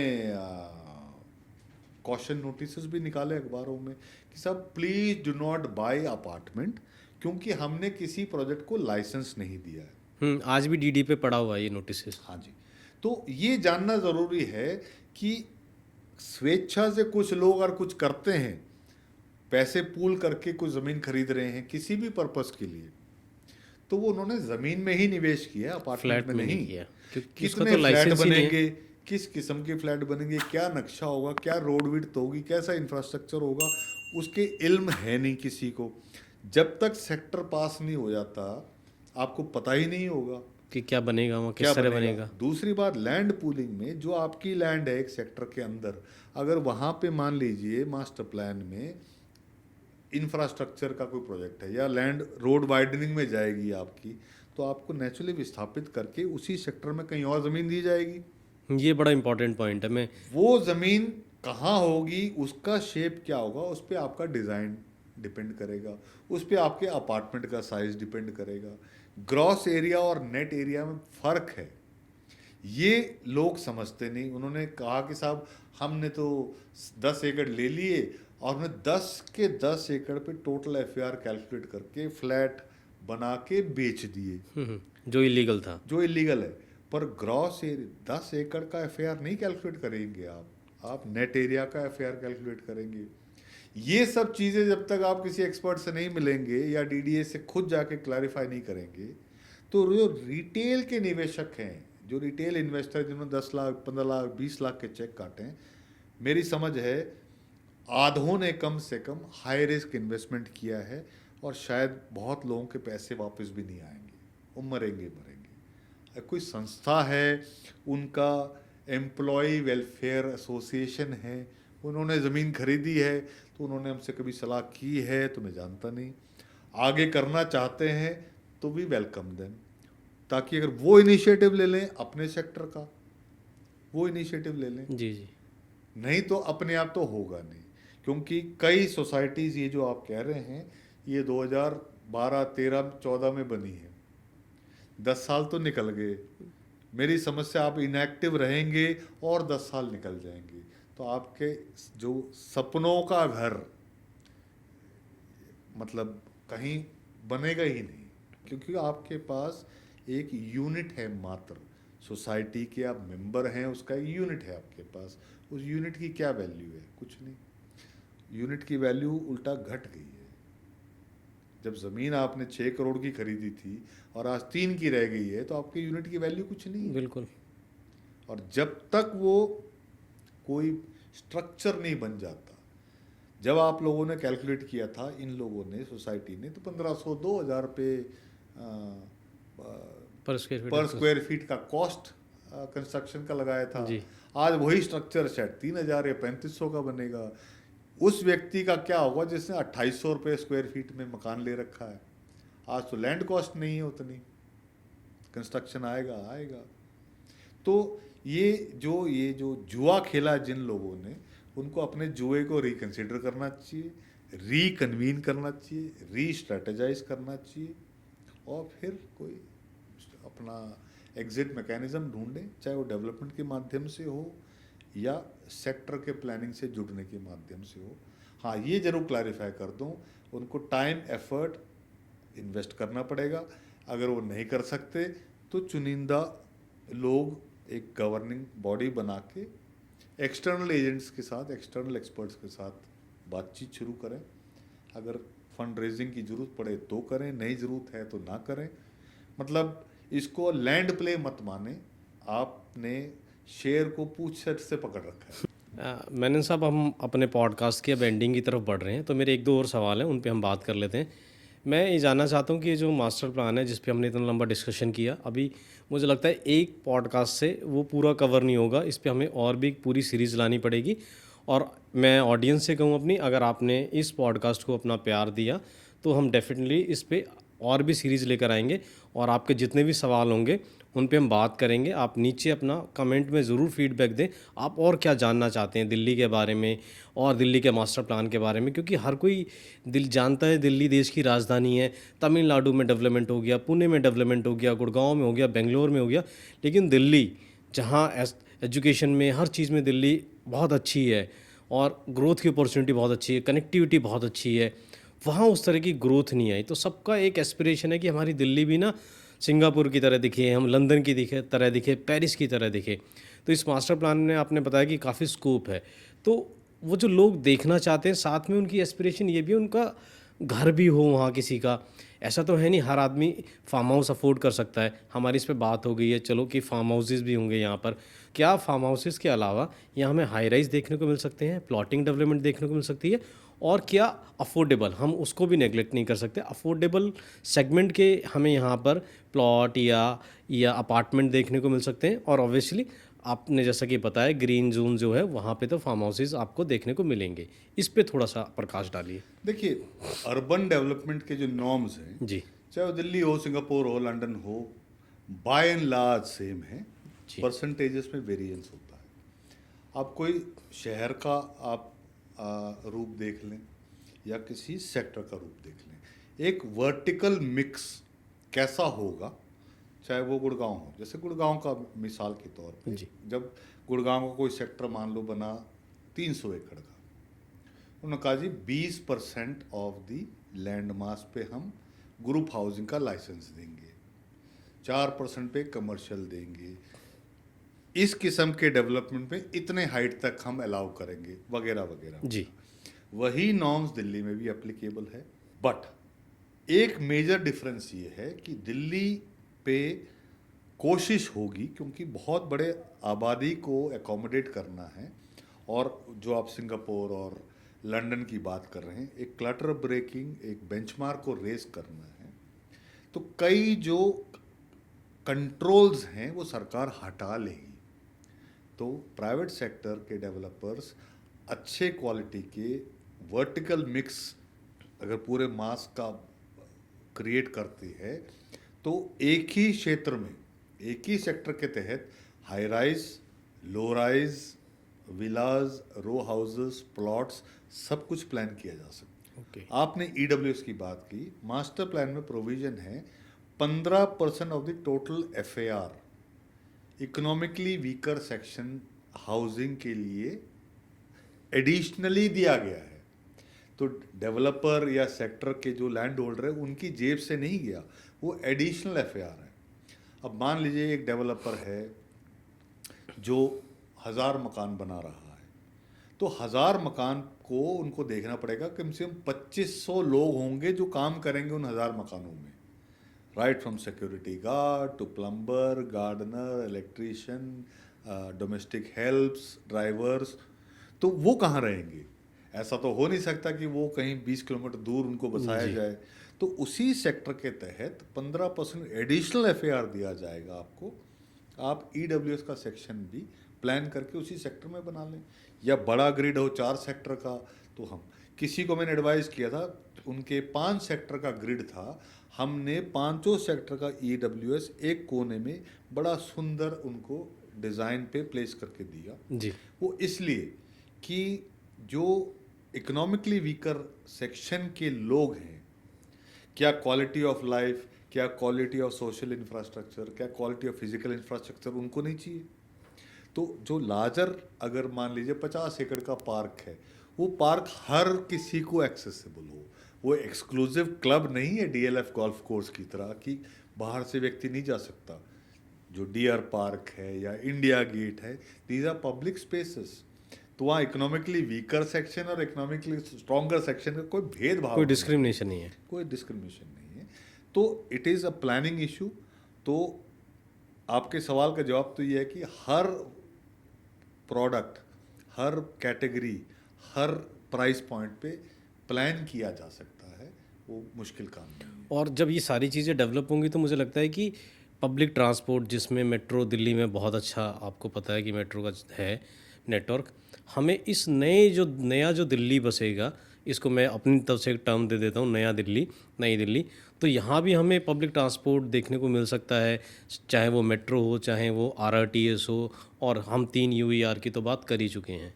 हाँ, देखिए, हर पहलू पे बेंचमार्क को रेस करना पड़ेगा। ये विजन तो सरकार ही ड्राइव कर सकती है। वो छोड़ दीजिए सेंटर है, स्टेट है, व्यक्ति ए है या व्यक्ति बी है तो देश की राजधानी।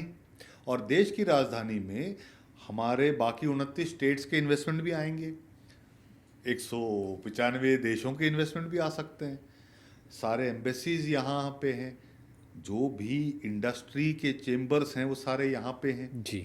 तो क्यों नहीं निवेश होगा? अगर सरकार ये दिखाए कि हमारा इंटेंट है तो प्राइवेट सेक्टर अपना एबिलिटी दिखाएगा।